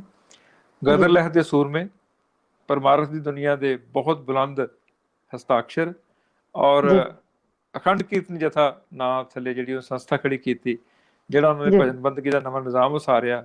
ਔਰ ਸਿੱਖ ਮਸਲਿਆਂ ਤੇ ਉਹਨਾਂ ਦੀਆਂ ਲਿਖਤਾਂ ਖਾਸ ਕਰਕੇ ਜਿਹੜੀਆਂ ਉਹਨਾਂ ਦੀਆਂ ਜੇਲ੍ਹ ਜੀਵਨ, ਜੇਲ੍ਹ ਚਿੱਠੀਆਂ ਜਾਂ ਹੋਰ ਗੁਰਬਾਣੀ ਨਾਲ ਸੰਬੰਧਿਤ ਜਿਹੜੀ ਉਹਨਾਂ ਦੀ ਵਿਆਖਿਆ ਤੇ ਵਿਸ਼ਲੇਸ਼ਣ ਹੈ, ਉਹ ਆਪਣੇ ਆਪ ਦੇ ਜੀਵਨ ਨੂੰ ਬਹੁਤ ਠੀਕ ਦਿਸ਼ਾਵਾਂ ਵੱਲ ਤੋਰਨ ਵਾਲਾ ਮਾਰਗ ਹੈ। ਲੁਧਿਆਣਾ ਦੇ ਵਿੱਚ ਹੀ ਉਹਨਾਂ ਦੀ ਯਾਦ 'ਚ ਇੱਕ ਨਗਰ ਬਣਿਆ ਹੋਇਆ, ਭਾਈ ਸਾਹਿਬ ਭਾਈ ਰਣਧੀਰ ਸਿੰਘ ਨਗਰ। ਉਸੇ ਵਿੱਚ ਹੀ ਉਹਨਾਂ ਦੇ ਟਰਸਟ ਦਾ ਆਫਿਸ ਹੈ, ਜਿਸ ਦੀ ਅਗਵਾਈ ਇਸ ਵਕਤ ਸਰਦਾਰ ਕੁਲਦੀਪ ਸਿੰਘ ਜਿਹੜੇ ਪੋਤਰੇ ਨੇ ਉਹਨਾਂ ਦੇ, ਭਾਈ ਸਾਹਿਬ ਭਾਈ ਬਲਬੀਰ ਸਿੰਘ ਦੇ ਸਪੁੱਤਰ ਨੇ, ਭਾਈ ਸਾਹਿਬ ਭਾਈ ਰਣਧੀਰ ਸਿੰਘ ਦੇ ਪੋਤਰੇ ਨੇ, ਉਹ ਇਸ ਵੇਲੇ ਅਗਵਾਈ ਕਰ ਰਹੇ ਨੇ। ਪਹਿਲਾਂ ਭਾਈ ਮਨਜੀਤ ਸਿੰਘ ਕਰ ਰਹੇ ਸੀ, ਜਿਹੜੇ ਮੇਰੇ ਕੁਲੀਗ ਰਹੇ ਨੇ ਯੂਨੀਵਰਸਿਟੀ ਦੇ ਵਿੱਚ। ਔਰ ਸਾਰਾ ਇਹ ਨਿਜ਼ਾਮ ਜਿਹੜਾ ਹੈਗਾ ਉਹ ਕੱਲ ਉਹਨਾਂ ਨੂੰ ਚੇਤੇ ਕਰੇਗਾ ਔਰ ਉਹਨਾਂ ਕੱਲ ਬਰਸੀ ਦਿਹਾੜਾ ਉਹਨਾਂ ਦਾ। ਜੀ, ਤੇ ਗੁਰੂ ਭਜਨ ਜੀ ਇਤਿਹਾਸ ਦੇ ਸਫ਼ਿਆਂ ਦੇ ਵਿੱਚੋਂ ਜਿਹੜੇ ਸਫ਼ੇ ਤੁਸੀਂ ਸਾਂਝੇ ਕੀਤੇ ਨੇ ਜਿਨ੍ਹਾਂ ਸ਼ਖਸੀਅਤਾਂ ਬਾਰੇ, ਸੱਚਮੁੱਚ ਮੈਨੂੰ ਤੇ ਸਾਡੇ ਦਰਸ਼ਕਾਂ ਨੂੰ ਬਹੁਤ ਜਾਣਕਾਰੀ ਮਿਲੀ ਹੋਏਗੀ ਤੇ ਉਮੀਦ ਕਰਾਂਗੇ ਕਿ ਉਹਨਾਂ ਦੀਆਂ ਲਿਖਤਾਂ ਤੇ ਉਹਨਾਂ ਦੇ ਜੀਵਨ ਦੀ ਜਿਹੜੀ ਪ੍ਰੇਰਨਾ ਹੈ ਉਹ ਸਾਡੀ ਜ਼ਿੰਦਗੀ ਨੂੰ ਹੋਰ ਪ੍ਰੇਰਿਤ ਕਰੇਗੀ। ਤੇ ਸਮਾਂ ਆਪਣੇ ਕੋਲ ਥੋੜਾ ਜਿਹਾ, ਪਰ ਜਾਂਦੇ ਜਾਂਦੇ ਮਿੱਠੀ ਯਾਦ ਜਿਹੜੀ ਹੈ ਉਹ ਜ਼ਰੂਰ ਸਾਂਝੀ ਕਰੋ। ਤੇ ਅੱਜ ਕਿਹਨਾਂ ਨਾਲ ਜੁੜੀ ਹੋਈ ਤੁਹਾਡੀ ਮਿੱਠੀ ਸਾਂਝ ਹੈ? ਜਦੋਂ ਤੁਸੀਂ ਯਾਦ ਦੀ ਗੱਲ ਸ਼ੁਰੂ ਕੀਤੀ ਤਾਂ ਮੇਰੇ ਮਨ 'ਚ ਸਵਾਲ ਆਇਆ ਕਿ ਮੈਂ ਕਿਹੜੀ ਯਾਦ ਸਾਂਝੀ ਕਰਾਂਗਾ ਅੱਜ। ਫਿਰ ਮੈਨੂੰ ਚੇਤੇ ਆਇਆ ਕਿ 20 ਤਰੀਕ ਨੂੰ, 20 ਅਪ੍ਰੈਲ ਨੂੰ ਸੰਤ ਰਾਮਦਾਸੀ ਹੋਰਾਂ ਦਾ ਜਨਮ ਦਿਹਾੜਾ ਹੈ। ਤੁਹਾਨੂੰ ਪਤਾ ਹੀ ਹੈ ਕਿ ਸੰਤ ਰਾਮਦਾਸੀ ਲੋਕ ਪੱਖੀ ਸ਼ਾਇਰ ਹੈ, ਜਿਸ ਨੇ ਕਿਰਤੀ ਘਰਾਂ ਦੀ ਦਰਦ ਕਹਾਣੀ ਆਪਣੇ ਗੀਤਾਂ 'ਚ ਪਰੋ ਕੇ ਸਾਡੇ ਸਾਹਮਣੇ ਇੰਨੀ ਸੋਹਣੀ ਪੇਸ਼ ਕੀਤੀ ਕਿ ਉਸ ਦਾ ਕੋਈ ਸਾਨੀ ਨਹੀਂ। ਹੂੰ ਬੜੀ ਥੋੜੀ ਉਮਰ ਹੰਢਾਈ ਉਹਨਾਂ ਨੇ। ਜੀ 1986 ਚ ਉਹ ਸਾਨੂੰ ਅਲਵਿਦਾ ਕਹਿ ਗਏ। ਹੂੰ ਹਜ਼ੂਰ ਸਾਹਿਬ ਨੂੰ ਜਾ ਰਹੇ ਸੀ ਔਰ ਟ੍ਰੇਨ ਦੇ ਵਿੱਚ ਹੀ ਉਹਨਾਂ ਦੀ ਮੌਤ ਹੋ ਗਈ। ਹੂੰ ਸਾਡੇ ਵਾਸਤੇ ਸੰਤ ਰਾਮਦਾਸੀ ਦੀ ਸ਼ਾਇਰੀ ਜਿਹੜੀ ਹੈ ਉਹ ਸਮਝ ਲਓ ਇਸ ਤਰ੍ਹਾਂ ਜਿਵੇਂ ਕੋਈ ਲਾਲਟੈਨ ਲੈ ਕੇ ਤੁਹਾਡੇ ਅੱਗੇ ਅੱਗੇ ਤੁਰਿਆ ਜਾਂਦਾ ਹੋਵੇ ਬੰਦਾ। ਆ ਤੁਸੀਂ ਨੋਟ ਕੀਤਾ ਹੋਣਾ ਕਿਸਾਨ ਮੋਰਚੇ ਦੇ ਵਿੱਚ ਜਿੰਨੇ ਵੀ ਲੋਕਾਂ ਨੇ ਕੋਈ ਜਿੱਥੇ ਸ਼ਾਇਰੀ ਕੋਟ ਕੀਤੀ ਹੈ ਉਹ ਸੰਤ ਰਾਮਦਾਸੀ ਦੀ ਕੀਤੀ ਹੈ। ਕਾਰਨ ਕੀ ਹੈ ਕਿ ਉਹ ਧਰਤੀ ਦੇ ਪੀੜਾਂ ਦਰਦਾਂ ਦਾ ਸ਼ਾਇਰ ਸੀ। ਗਲ ਲੱਗ ਕੇ ਸੀਰੀ ਦੇ ਜੱਟ ਰੋਵੇ, ਹੋਲਾਂ ਵਿੱਚੋਂ ਨੀਰ ਵਗਿਆ, ਲਿਆ ਤੰਗਲੀ ਨਸੀਬਾਂ ਨੂੰ ਫਰੋਲੀਏ, ਓਏ ਤੂੜੀ ਵਿੱਚੋਂ ਪੁੱਤ ਜਗਿਆ। ਜਾਂ ਉਹ ਜਦੋਂ ਲਿਖਦਾ ਕਿ ਮੈਨੂੰ ਰਹਿਣ ਦੇ ਹਵਾਏ ਮੇਰੇ ਦੇਸ, ਕਰੇ ਜੋਦੜੀ ਨਹੀਂ ਇੱਕ ਦਰਵੇਸ਼। ਜਦੋਂ ਮਜ਼ਦੂਰ ਦੀ ਗੱਲ ਕਰਦਾ ਤਾਂ ਲਿਖਦਾ ਕਿ ਤੂੰ ਮਜ਼ਦੂਰ ਤੇ ਤੇਰੀ ਵਿਥਿਆ ਵੀ ਮਜ਼ਦੂਰ ਹੈ। ਇਹ ਕੋਈ ਗੱਲ ਨਵੀਂ ਨਾ ਤੇਰੇ ਸੁਣ ਸੁਣਾਉਣ ਦੀ। ਜਦ ਤੂੰ ਬਾਲਮੀਕ ਸੀ ਪਹਿਲੀ ਕਵਿਤਾ ਤੂੰ ਲਿਖਤੀ, ਵੇਲੜ ਪੜਵੇਂ ਤੇ ਤੂੰ ਐਵੇਂ ਚਿੱਤ ਪਰਚਾਉਣ ਨੂੰ। ਤੇਰੇ ਸਾਈਕਲ ਦੀ ਤਾਂ ਉਹੀ ਟਿਚਕੂ ਟਿਚਕੂ ਹੈ, ਵਹੁਟੀ ਤੇਰੀ ਜਾਂਦੀ ਬੰਗਲੀ ਬਾਲ ਖਿਡਾਉਣ ਨੂੰ। ਫਿਰ ਜਾਂ ਉਹ ਗੱਲ ਜੋ ਕਰਦਾ ਕਿ ਸਾਡੀ ਬੀਹੀ ਵਿੱਚ ਚੂੜੀਆਂ ਦਾ ਹੋਕਾ, ਦੇਈ ਨਾ ਵੀਰਾ ਬਣ ਜਾ ਰਿਹਾ। ਸਾਡੇ ਪਿੰਡਾਂ 'ਚ ਤਾਂ ਸੌਣ 'ਚ ਵੀ ਸੋਕਾ ਵੀ ਵੀਰਾ ਬਣ ਜਾ ਰਿਹਾ। ਜਦੋਂ ਕਹਿੰਦਾ ਕਿ ਮਾਂ ਧਰਤੀ ਹੈ ਤੇਰੀ ਗੋਦ ਨੂੰ ਚੰਨ ਹੋਰ ਬਥੇਰੇ, ਤੂੰ ਮਗਦਾ ਰਹੀ ਵੇ ਸੂਰਜਾ ਕਮੀਆਂ ਦੇ ਵਿਹੜੇ। ਉਹਨਾਂ ਥੋੜਾਂ ਦੀ ਗੱਲ ਜਦੋਂ ਕਰਦਾ ਹੈ ਤਾਂ ਸੱਚ ਜਾਣਿਓ ਲੂਈ ਕਢਿਆ ਜਾਂਦੀ ਹੈ। ਉਹਨਾਂ ਦੀ ਜੀਵਨ ਸਾਥਣ, ਉਹਨਾਂ ਦੇ ਸਾਰੇ ਬੱਚੇ, ਖਾਸ ਕਰਕੇ ਉਹਨਾਂ ਦੀ ਧੀਆਂ ਦੀ ਸਾਰੀ ਇੱਕ ਪੂਰੀ ਪੀੜ੍ਹੀ ਉਹਨਾਂ ਦੀ ਯਾਦ ਵਿੱਚ ਹਰ ਸਾਲ ਸਾਨੂੰ ਕੁਛ ਨਾ ਕੁਛ ਕਿਸੇ ਨਾ ਕਿਸੇ ਰੂਪ ਦੇ ਵਿੱਚ ਚੰਗੀਆਂ ਕਿਤਾਬਾਂ ਪਰੋਸਦੀ ਹੈ। ਉਹਨਾਂ ਦੀ ਸਮੁੱਚੀ ਰਚਨਾ ਨੂੰ ਪਹਿਲਾਂ ਰਜਿੰਦਰ ਰਾਹੀ ਨੇ ਐਡਿਟ ਕੀਤਾ, ਹੁਣ ਅਜਮੇਰ ਸਿੰਘ ਸਿੱਧੂ ਔਰ ਇਕਬਾਲ ਕੌਰ ਉਦਾਸੀ ਜਿਹੜੀ ਬੇਟੀ ਉਹਨਾਂ ਦੀ ਉਸਨੇ ਐਡਿਟ ਕੀਤਾ। ਤੇ ਕਣ ਕਣ ਕ੍ਰਾਂਤੀ ਦਾ ਸੂਰਜ ਨਾ ਥੱਲੇ ਅਜਮੇਰ ਸਿੰਘ ਸਿੱਧੂ ਹੋਰਾਂ ਨੇ ਉਹਨਾਂ ਦੀ ਸਾਰੀ ਜਿਹੜੀ ਉਹਨਾਂ ਬਾਰੇ ਆਲੋਚਨਾ ਹੈ ਉਸ ਨੂੰ ਉਸ 'ਚ ਪਰੋਇਆ। ਔਰ ਅਸੀਂ ਆਪਣੇ ਤੌਰ ਦੇ ਉੱਤੇ ਪੰਜਾਬ ਲੋਕ ਵਿਰਾਸਤ ਅਕੈਡਮੀ ਵੱਲੋਂ 20 ਤਰੀਕ ਨੂੰ ਸ਼ਾਮ ਨੂੰ 6 ਵਜੇ ਆਨਲਾਈਨ ਇੱਕ ਸੈਮੀਨਾਰ, ਕਵੀ ਦਰਬਾਰ ਤੇ ਲੋਕ ਸੰਗੀਤ ਦਰਬਾਰ ਕਰਵਾ ਰਹੇ ਹਾਂ, ਜਿਹਦੇ 'ਚ ਮੁੱਖ ਭਾਸ਼ਣ ਜਿਹੜਾ ਹੈਗਾ ਉਹ ਗੁਰੂ ਨਾਨਕ ਦੇਵ ਯੂਨੀਵਰਸਿਟੀ ਦੀ ਵਿਦਵਾਨ ਕੁੜੀ ਹੈ, ਸਾਡੀ ਪੰਜਾਬੀ ਵਿਭਾਗ ਦੀ ਪ੍ਰੋਫੈਸਰ ਆ ਡਾਕਟਰ ਹਰਿੰਦਰ ਕੌਰ ਸੋਹਲ, ਉਹ ਦੇਵੇਗੀ ਕਿ ਲੋਕ ਧਾਰਾ ਦੇ ਪੱਧਰ ਦੇ ਉੱਤੇ ਸੰਤ ਰਾਮਦਾਸ ਨੇ ਸਾਡੀ ਪੀੜਾਂ ਦਾ ਕਿੰਨਾ ਕਿੰਨਾ ਵਰਣਨ ਕੀਤਾ। ਇਸੇ ਤਰ੍ਹਾਂ ਹੀ ਅਜਮੇਰ ਸਿੰਘ ਸਿੱਧੂ ਔਰ ਸੁਖਵਿੰਦਰ ਕੰਬੋਜ ਨੇ ਅਮਰੀਕਾ ਤੋਂ, ਉਹ ਸੰਤ ਰਾਮਦਾਸੀ ਬਾਰੇ ਟਿੱਪਣੀ ਕਰਨਗੇ। ਪ੍ਰਧਾਨਗੀ ਗੁਰੂ ਨਾਨਕ ਦੇਵ ਯੂਨੀਵਰਸਿਟੀ ਸਾਬਕਾ vice chancellor doctor SP Singh ਗੁਰਿਓ ਕਰਨਗੇ। ਸ਼ਾਇਰ ਮਿੱਤਰ ਸਾਡੇ ਜਿਹੜੇ ਨੇ ਉਹ ਸ਼ਾਇਰੀ ਕਰਨਗੇ ਔਰ ਜਸਵੀਰ ਜੱਸੀ, ਸ਼ਿੰਗਾਰਾ ਸਿੰਘ ਚਾਹਲ, ਸੁਭਾਸ਼ ਦੁੱਗਲ ਤੇ ਰਾਮ ਸਿੰਘ ਅਲਬੇਲਾ ਉਹਨਾਂ ਦੀ ਰਚਨਾ ਦਾ ਗਾਇਨ ਕਰਨਗੇ। ਇਹ ਯਾਦਾਂ ਜਿਹੜੀਆਂ ਨੇ ਨਾ ਪੁੱਤਰ, ਇਹ ਯਾਦਾਂ ਅਰਨਿੰਗ ਹੈ। ਉਹਨਾਂ ਚੋਂ ਆਖਰੀ ਗੱਲ ਮੈਂ ਕਰਕੇ ਗੱਲ ਖਤਮ ਕਰਾਂਗਾ। ਮੈਨੂੰ ਯਾਦ ਹੈ 1978 ਦੇ ਵਿੱਚ ਉਹਨਾਂ ਨੂੰ ਲੁਧਿਆਣਾ ਦੇ ਵਿੱਚ ਪੰਜਾਬ ਖੇਤੀਬਾੜੀ ਯੂਨੀਵਰਸਿਟੀ ਦੇ ਹਾਲ ਦੇ ਵਿੱਚ ਸਾਹਿਤ ਟਰਸਟ ਢੁੱਡੀਕੇ ਨੇ ਪੁਰਸਕਾਰ ਦੇਣਾ ਸੀ, ਜਸਵੰਤ ਸਿੰਘ ਕਮਲ ਹੋਰਾਂ ਨੇ। ਬੜਾ ਅੱਛਾ ਫੰਕਸ਼ਨ ਹੋਇਆ, ਘੱਟੋ ਘੱਟ ਵਿੱਚ 1000 ਦੇ ਕਰੀਬ ਲੋਕ ਸਾਰੇ ਪੰਜਾਬ ਚੋਂ ਆਏ। ਸ਼ਾਮ ਨੂੰ ਜਾ ਕੇ 25 ਦਸੰਬਰ 1978 ਦੀ ਗੱਲ ਹੈ, ਸ਼ਾਇਦ 26 ਸੀ 27 ਸੀ, ਮੈਨੂੰ ਐਗਜ਼ੈਕਟ ਯਾਦ ਨਹੀਂ, ਦਸੰਬਰ ਜ਼ਰੂਰ ਸੀ, ਨਾ ਮੈਨੂੰ ਪਤਾ, ਠੰਡ ਸੀ। ਸ਼ਾਮ ਨੂੰ 8 ਵਜੇ ਤੱਕ ਲੋਕਾਂ ਨੇ ਉਦਾਸੀ ਜੀ ਦੀ ਸ਼ਾਇਰੀ ਸੁਣੀ ਔਰ ਉਦੋਂ ਪਹਿਲੀ ਵਾਰ ਲੋਕਾਂ ਨੇ ਸੁਣੀ ਸੀ। ਇਹ ਵੀ ਗੱਲ ਨਾਲ ਫਿਰ ਮੈਨੂੰ ਉਹ ਵੀ ਦਿਨ ਨਹੀਂ ਭੁੱਲਦਾ ਜਦੋਂ ਸਰਦਾਰ ਜਗਦੇਵ ਸਿੰਘ ਜੱਸੋਵਾਲ ਹੋਰਾਂ ਨੇ ਉਹਨਾਂ ਨੂੰ ਸਿੱਕਿਆਂ ਨਾਲ ਤੋਲਿਆ ਪੰਜਾਬੀ ਭਵਨ ਦੇ ਵਿਹੜੇ ਦੇ ਵਿੱਚ। ਔਰ ਉਹ ਵੀ ਦਿਨ ਨਹੀਂ ਭੁੱਲਦਾ ਜਦੋਂ ਸਾਥੋਂ ਨਿਖੜ ਗਏ। ਔਰ ਦੁੱਖ ਦੀ ਗੱਲ ਇਹ ਆ ਕਿ ਉਹਨਾਂ ਦੇ ਕੋਲ ਕੋਈ ਪਰਚੀ ਨਹੀਂ ਸੀ ਸਰਨਾਮੇ ਵਾਲੀ। ਰੇਲਵੇ ਪੁਲਿਸ ਨੇ ਉਹਨਾਂ ਦਾ ਅੰਤਮ ਸੰਸਕਾਰ ਕੀਤਾ। ਬਾਅਦ ਵਿੱਚ ਉਹਨਾਂ ਦਾ ਇੱਕ ਦੋਸਤ ਸੁਰਜੀਤ ਦੇਹੜ ਹੀ ਸਿਰਫ ਉਹਨਾਂ ਦੇ ਜਾ ਕੇ ਫੁੱਲ ਲਿਆ ਸਕਿਆ ਉੱਥੋਂ। ਔਰ ਉਹ ਵੀ ਦਿਨ ਨਹੀਂ ਭੁੱਲਦਾ ਕਿ ਸੰਤ ਰਾਮਦਾਸੀ ਦੀ ਯਾਦ ਵਿੱਚ ਟਰਸਟ ਵੀ ਬਣੇ, ਯਾਦਗਾਰੀ ਮੇਲੇ ਵੀ ਲੱਗਣੇ ਸ਼ੁਰੂ ਹੋਏ।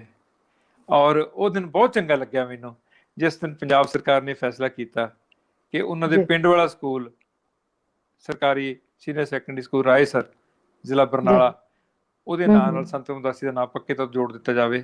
ਇਹ ਮੁਬਾਰਕ ਦੇਣੀ ਬਣਦੀ ਹੈ ਇਲਾਕੇ ਦੇ ਮੁਖਤਬਰ ਲੋਕਾਂ ਨੂੰ, ਸਰਦਾਰ ਜਗਦੇਵ ਸਿੰਘ ਜੱਸੋਵਾਲ ਨੂੰ, ਔਰ ਉਸ ਵੇਲੇ ਸਿੱਖਿਆ ਮੰਤਰੀ ਸੇਵਾ ਸਿੰਘ ਸੇਖਵਾਂ ਨੂੰ, ਜਿਨ੍ਹਾਂ ਨੇ ਏਡਾ ਇਨਕਲਾਬੀ ਫੈਸਲਾ ਕੀਤਾ। ਇੱਕ ਸ਼ਾਇਰ ਦੀ ਯਾਦ ਵਿੱਚ ਸ਼ਾਇਦ ਪੂਰੇ ਪੰਜਾਬ ਦੇ ਵਿੱਚ ਇੱਕੋ ਇੱਕ ਸੰਸਥਾ ਰਾਏਸਰ ਦੇ ਵਿੱਚ ਸੰਤ ਰਮਦਾਸੀ ਦੀ ਯਾਦ 'ਚ ਹੈ। ਸੋ ਮੈਂ ਜਿੱਥੇ ਆਪਣੇ ਵੱਡੇ ਵੀਰ ਨੂੰ ਨਤਮਸਤਕ ਹਾਂ, ਸਿਰ ਝੁਕਾਉਣਾ, ਔਰ ਉਹਦੀ ਯਾਦ ਮਨਾਉਣ ਵਾਸਤੇ ਇਹੀ ਬੇਨਤੀ ਕਰਾਂਗਾ ਦੁਨੀਆ ਭਰ 'ਚ ਵਾਸਤੇ ਪੰਜਾਬੀਆਂ ਨੂੰ ਤੁਹਾਡੇ ਚੈਨਲ ਰਾਹੀਂ ਕਿ ਘੱਟੋ ਘੱਟ ਉਹਦੀ ਇੱਕ ਨਜ਼ਮ ਉਸ ਦਿਨ ਇੰਟਰਨੈਟ ਤੋਂ ਲੱਭ ਲਵਾ ਕੇ ਜਾਂ ਸੁਣੋ ਜਾਂ ਆਪਣੇ ਪਰਿਵਾਰ ਨੂੰ ਸੁਣਾਓ, ਤੁਹਾਨੂੰ ਪਤਾ ਲੱਗੇ ਸਾਡੀ ਧਰਤੀ ਨੇ ਕਿੱਡੇ ਕਿੱਡੇ ਵੱਡੇ ਲੋਕ ਪੈਦਾ ਕੀਤੇ ਨੇ। ਜੀ ਗੁਰਭਜਨ ਸਿੰਘ ਗਿੱਲ ਜੀ, ਜਿਹੜੀਆਂ ਗੱਲਾਂ ਤੁਸੀਂ ਸੁਣਾ ਰਹੇ ਸੀ ਨਾ, ਤੇ ਮੇਰਾ ਦਿਲ ਕਰਦਾ ਸੀ ਕਿ ਹੋਰ ਵੀ ਸੁਣੀਏ, ਪਰ ਸਮਾਂ ਬੜਾ ਤਾਕਤਵਰ ਹੈ ਤੇ ਸਮੇਂ ਦੀ ਗੱਲ ਤਾਂ ਸਮਝਣੀ ਪੈਣੀ ਹੈ ਸਾਨੂੰ। ਤੁਸੀਂ ਸਾਡੇ ਨਾਲ ਇਸ ਪ੍ਰੋਗਰਾਮ ਰਾਹੀਂ ਜੁੜੇ, ਤੁਹਾਡਾ ਆਪਣਾ ਪ੍ਰੋਗਰਾਮ ਵਕਤਨਾਮਾ ਵਿਦ ਗੁਰਭਜਨ ਸਿੰਘ ਗਿੱਲ ਵਿੱਚ ਆਉਣ ਲਈ ਬਹੁਤ ਬਹੁਤ ਧੰਨਵਾਦ। ਸੋ ਪੰਜਾਬੀ ਨੈਸ਼ਨਲ ਟੀਵੀ ਦੇ ਦਰਸ਼ਕਾਂ ਦਾ ਬਹੁਤ ਬਹੁਤ ਧੰਨਵਾਦ ਕਰਦੇ ਹਾਂ। ਅਗਲੇ ਹਫਤੇ ਫੇਰ ਤੋਂ ਹੋਏਗੀ ਇਸੇ ਪ੍ਰੋਗਰਾਮ 'ਚ ਇਸੇ ਸ਼ਖਸੀਅਤ ਦੇ ਨਾਲ ਮੁਲਾਕਾਤ। ਉਦੋਂ ਤੱਕ ਲਈ ਸਤਿ ਸ੍ਰੀ ਅਕਾਲ।